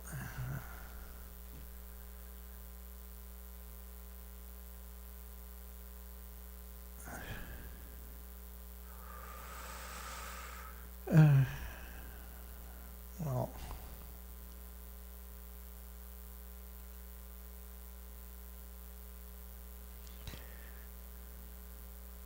let me see what I got here. Yeah, we're still going. An evacuation for 10% of the town was lifted. 10% of a nuclear wasteland. It's surrounded by a nuclear wasteland. Right next door, within 2 kilometers of ongoing multiple nuclear meltdowns. You got to be pretty evil to try to manipulate people to go back in that. And that's the only one that we can compare it to is the nuclear industry. Like, it's hard to beat the nuclear industry when it comes to being just monsters. It really is. I can't possibly think of another industry as evil as nuclear actually is. Every nuclear power plant surrounded by farms is the best way to think of it. Anything within 100 miles of a nuclear power plant, first off, everybody should move out of right away. So how bad is it really when you're thinking that way? Well, we can prove it. That's the terrifying part about this. Has been designated as a difficult return zone since 2011 nuclear meltdown. Not nuclear accident, but nuclear meltdown. Scumbags. The 2 districts together account for nearly half of the nuclear meltdown zone. This is not a zone. This is not like a football pitch. This is an evacuated nuclear meltdown radioactive wasteland. So it should be called nearly half the nuclear wasteland. But they're only going to open 10. The other spot in Naime, the 3 districts, was a total of 3%. This is a total of 10% in the middle of a nuclear wasteland, surrounded by nuclear wastelands in a nuclear wasteland prefecture, surrounded by radioactive prefectures that were banned by 55 countries for over a decade. The food from them. Former university professor blows the whistles at Idaho State University's nuclear violations, because Idaho is, this is a school of mass destruction, no maybes about it. That's one of the piles they had down there. Kevin Crawford served as nuclear reactor operations director for the University of Utah's 100 kilowatt training research isotope general atomic reactor before taking the job at the Idaho State University's reactor supervisor in 1991, and the contempt that each administration from the Non-Regulatory Commission and Nuclear Regulatory Commission showed for the people of Idaho by knowing allowing this to continue is beyond comprehension. That's an extraordinary statement, because it's very rare that we hear from people from inside. Very rare to get a defector from the industry. They're usually terrified. They're worried about being assassinated, right? In 2022, an engineering student at the university threatened to detonate the reactor. We covered that story when it happened, actually. According to the statement, all reactor personnel must undergo a background check and routine training. Now, so these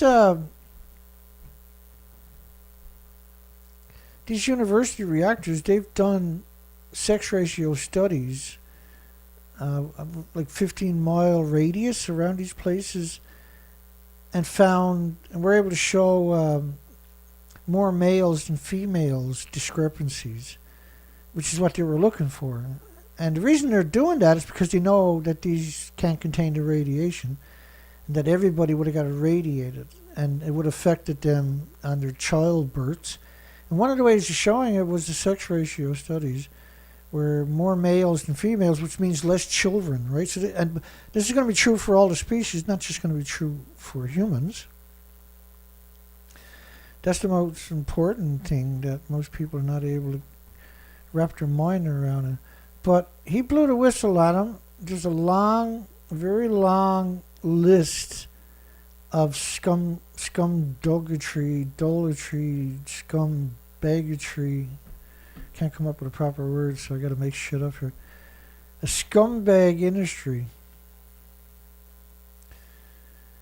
And he's talking about endless violations, endless releases, endless hazards, endless manipulation, endless cover-ups.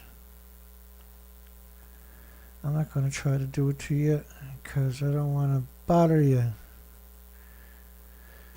Small areas reopen near the Fukushima nuclear plant, few return. Thank goodness.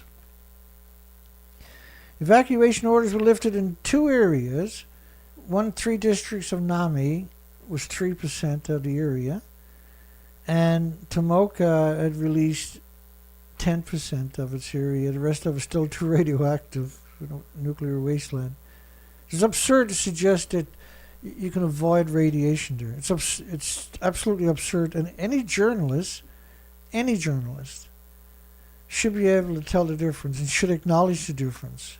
And so when they don't, when they refuse to even conceive it or consider it, when they exclude it from the narrative altogether, then you no longer have journalists.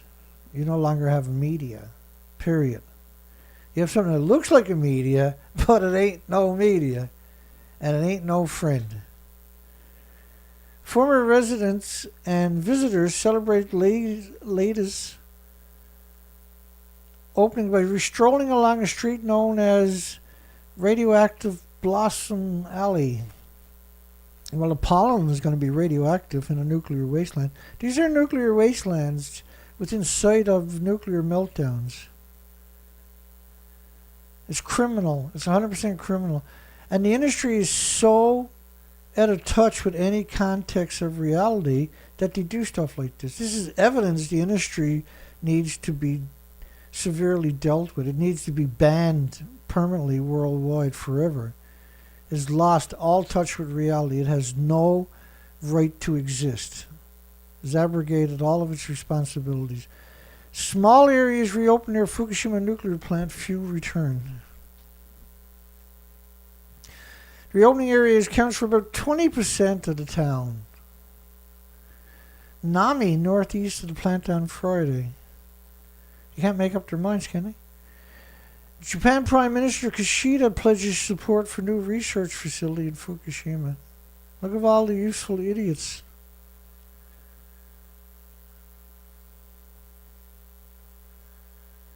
So they're going to put this research, educational innovation in Naime Town, Fukushima Prefecture, just a few miles away from ongoing nuclear meltdowns, right? Because no one's going to move back.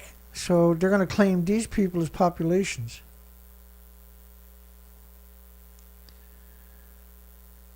Decommissioning, they're going to learn decommissioning nuclear reactors in a nuclear wasteland.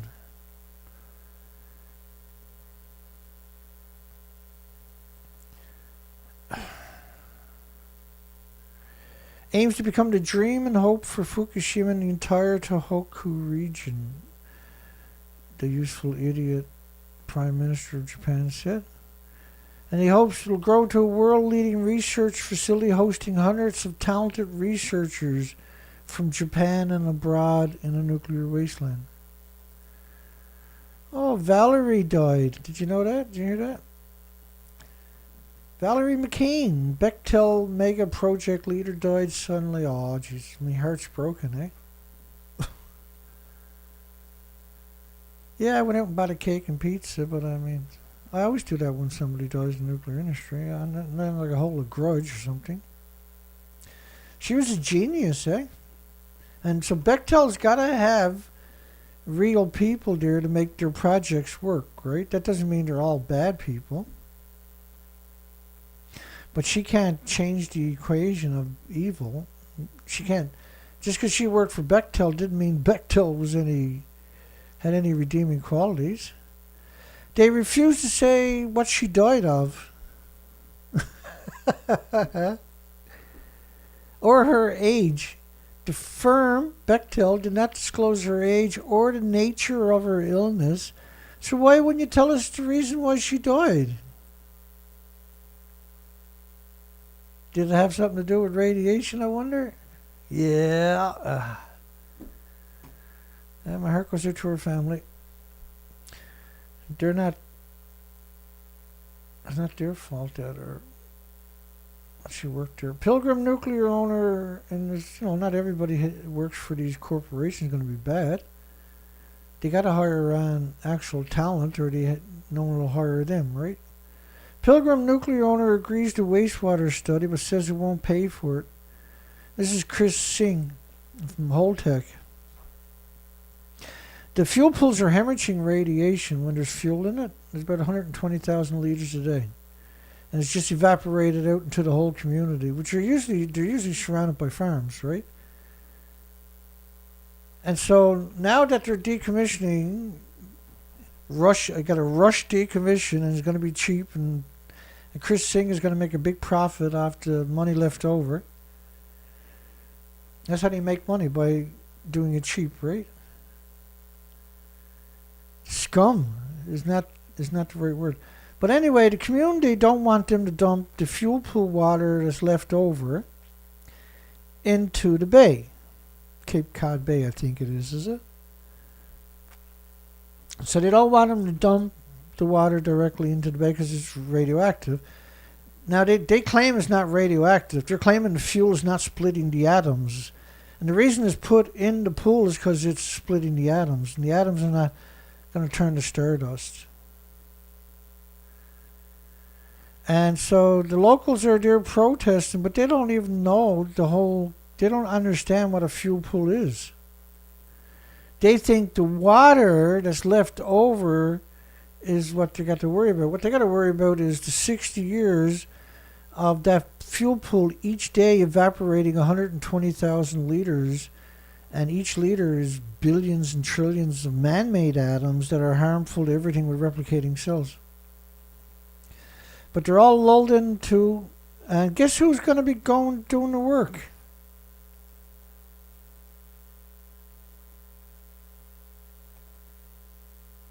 Woods Hole Oceanographic Institute.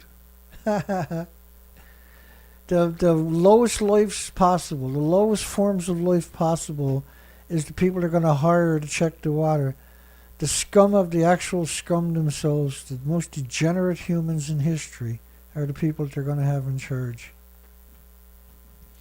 Nuclear power classified as environmentally sustainable in UK's green taxonomy. Where the hell did that come from? That showed up like a week ago. And how can you classify dirty disease factories like nuclear power as environmentally sustainable? Oh, well, it's United Kingdom. They're just going to do what they're going to do. The nuclear industry in the United Kingdom, the media in the United Kingdom, the universities in the United Kingdom, like every story about them is just monsters and scumbags and degenerates. Every story. I've never seen any difference. So they're just going to call it carbon free, and then there's no way to back it up. Hyderabad in India, is it? Or Pakistan? India is building a nuclear fuel complex. That's reassuring. For the Department of Atomic Energy, like I've covered India a lot over the years, and they're absolute, like the rest of nuclear energy, just incredible degenerates. And they're hideously degenerates. When they were building one of their nuclear power plants a few years ago, let me see. It was 9,000.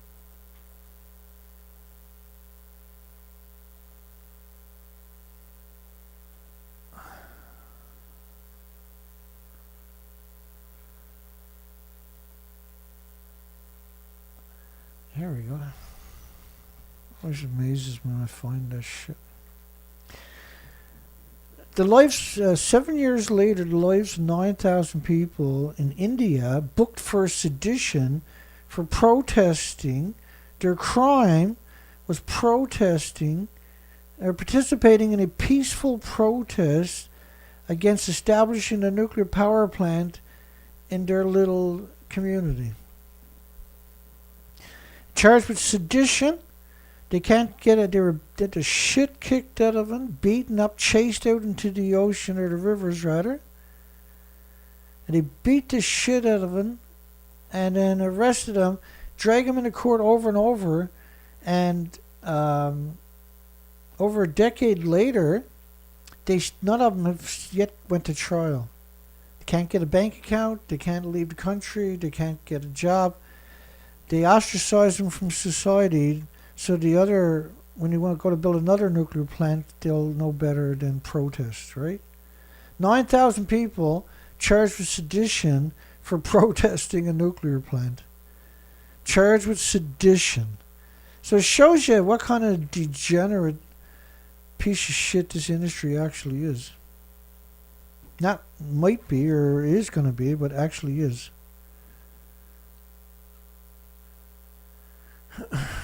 How are we doing here? Oh, we're close. Another couple of minutes. Small areas reopen. Small areas near the nuclear plant. And they show all these people as if that many people is going to return. It's absurd. Evacuation orders were lifted in small sections of a couple of towns and districts. Such a crazy story, isn't it? The area is about 4 square kilometers where entry restrictions were lifted in part of Tohoku town, and they say most of it which has already been reopened. It's a total, that town I think is a total of 20% of the town has been reopened. But nobody went there because, you're within a couple of kilometers of the ongoing multiple nuclear meltdown, so it's incredibly radioactive.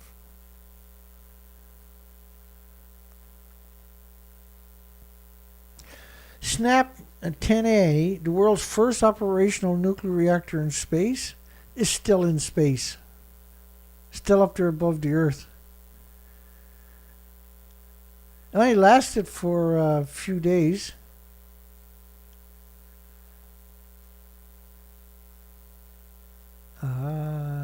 Produces clean and renewable energy. What a scumbag to make that claim, eh?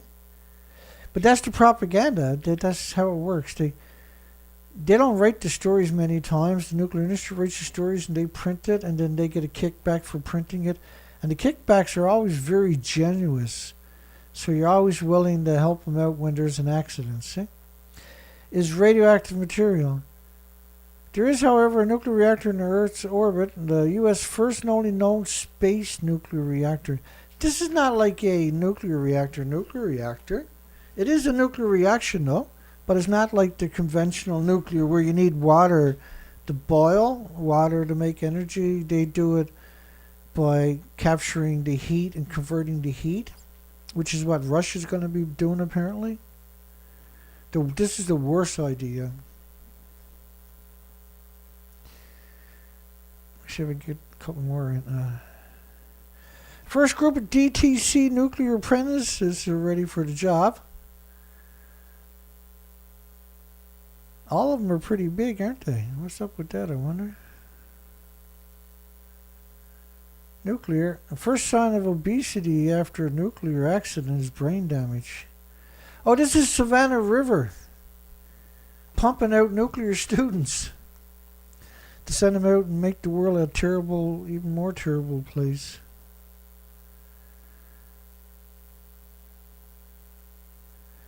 This story, people of 3 nuclear powers are suffering from hunger. Because your countries will spend all your money on nuclear, but they won't spend anything on your communities. Right there, they're the parasite and you're the host. A large part of the country's population spend most of the income on food and not getting enough food. Chairman of the National Business Group Pakistan and intellectuals forums. At present, people are starving, except for the nuclear industry. We're lagging behind, far beyond India, Bangladesh, and dozens of other countries. Said even before the flood, 40% of the children were stunted due to hunger. Well, that could be due to radioactive fallout, because radioactive fallout does that too. And we know their history of containing radiation is dismal. There's actually a couple of streets in Pakistan where every house has deformed children basically in it. Pakistan has the highest number of school children. It's now increasing due to artificial inflation thanks to UN.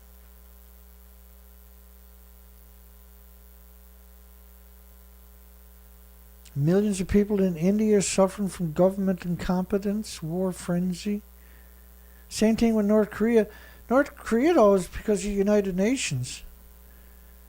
Does the United Nations really need 70 years of land, sea, and air embargo? How will a country... Well, the United Nations shouldn't exist, right? They don't have any sovereignty over any country. The countries, 195 countries that are participating in this corporation, which is sedition on its own, voluntarily enact their recommendations. It's recommendations. They don't have any sovereignty over any country. They're a corporation. It's called United Nations. And they're not supposed to exist. How will a country which is struggling to borrow $1 billion from the International Monetary Fund will recover the losses of $31 billion caused by the flood? Yeah, so you just went in the whole $31 billion and you can't even get a loan of $1 billion. And all the money you get, you spend it on nuclear. Nuclear, that's what I mean. That's the extreme of nuclear, where it destroys the country. In Pakistan and India are prime examples of that, right? 22 viewers. 22. How bizarre is that? 48 votes. Got over double the votes for the poll of the people that we got watching. Same with the thumbs up. Over double thumbs up compared to the people that are watching. They're censoring me because of one of these stories here tonight in particular. So they're censoring the numbers so nobody watches it. That's what they're hoping for. But you got to realize I've been around a long time, and this particular subject that we talk about here, this particular subject is a very sensitive subject. National security sensitivity worldwide. And the stuff that I talk about here, you're absolutely not going to hear it anywhere else. Despite that's what I'm trying to do. Did you know that the Radiation Exposure Compensation Act does not cover individuals around the Trinity Site where they done the first nuclear bombing? And many more. That the people there are not covered by the Radiation Exposure Compensation. So the radiation, they want to extend it, by the way. Western governors want nuclear testing compensation expanded to everybody in multiple states. So changes to the 1990 Radiation Exposure Compensation Act would add all of Nevada, all of it, Arizona, Utah, Colorado, Idaho, Montana, New Mexico, and the island of Guam, that everybody in every part of each of these states would be entitled to compensation because they were poisoned by radioactive fallout from 50 and 60 years ago.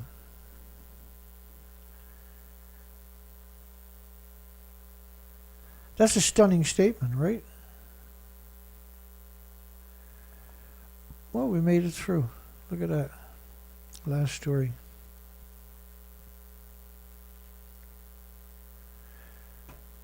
I'm not even sure what that one is. Nuclear evacuation, there's only one paragraph left, so. Nuclear evacuation planning must figure into Painesville Township consideration. Oh, yeah. So, according to U.S. Nuclear Regulatory Commission, if a nuclear emergency occurs, the air within 10 miles of the plant could be unsafe to breathe. Like, the fuel pools are always hemorrhaging radiation out, so the air is unsafe to breathe within 10 miles of a nuclear power plant. And when you look at the nuclear power plants, because that's such an important statement, when you start looking at nuclear power plants, one of the things you're going to start noticing is that almost all of them are surrounded by farms. Right? This is something uniformly you'll start to see. So imagine 10 miles away the air is unsafe. How much radiation is falling on those farms? And because it's just a small amount of radiation can make you permanently sick, lethally sick for the rest of your life. Irreversible heart damage for children, for instance. So think about how vulnerable the species are.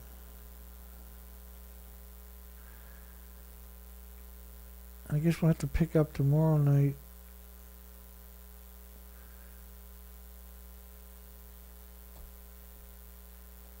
I just wanted to put that over there so I don't forget about it. Oh God. Hang on.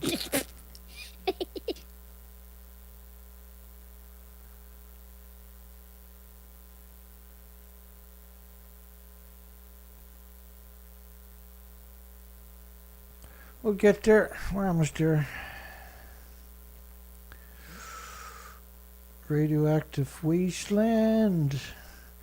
Because you can't see it, see? You can't perceive it. You can't breathe it in.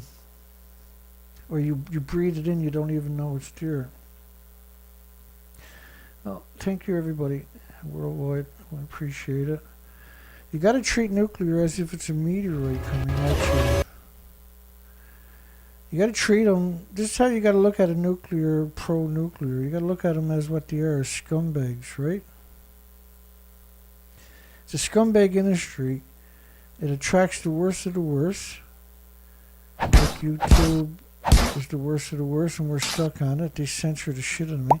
But try subscribe and ring the bell. It might work. It probably won't. If you give me a thumbs up, it might work. It might not. Don't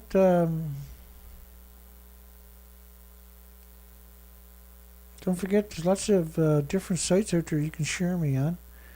Don't raise your children, your grandchildren, and your friends and your families on the nuclear industry's puppets. These are the nuclear industry puppets.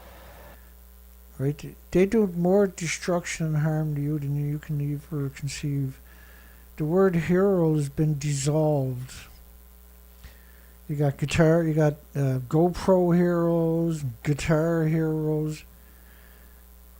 You can't be a hero anymore because you have so many fictional characters that are heroes.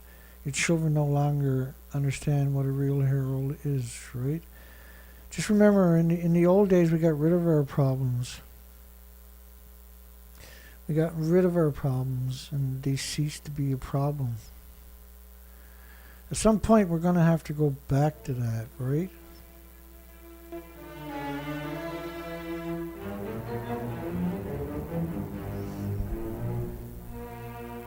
Yeah.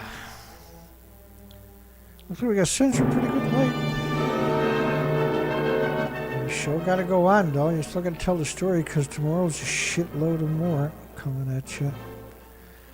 There's never no shortcuts. Let's go check out the poll one more time. I see how the poll done. 48 votes. Woohoo!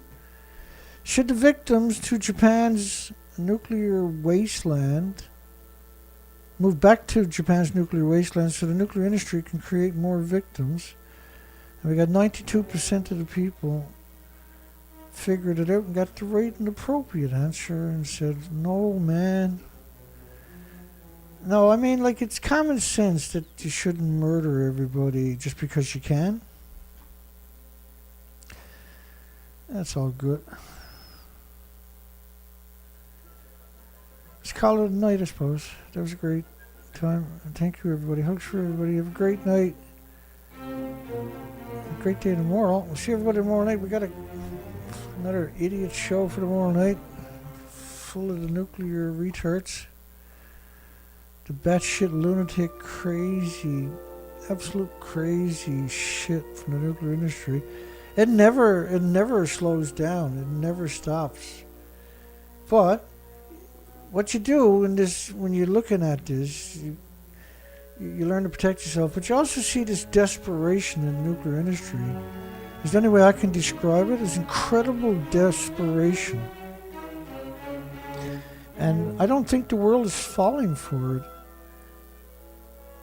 And there's only one spot, unfortunately, where you're going to get a real education on this topic. And that's what we do, is we go to war every day, all day, 7 days a week, all year. For you and your friends and your families and your loved ones, so they can have a future. Because the nuclear industry is intent upon nobody having a future, including them.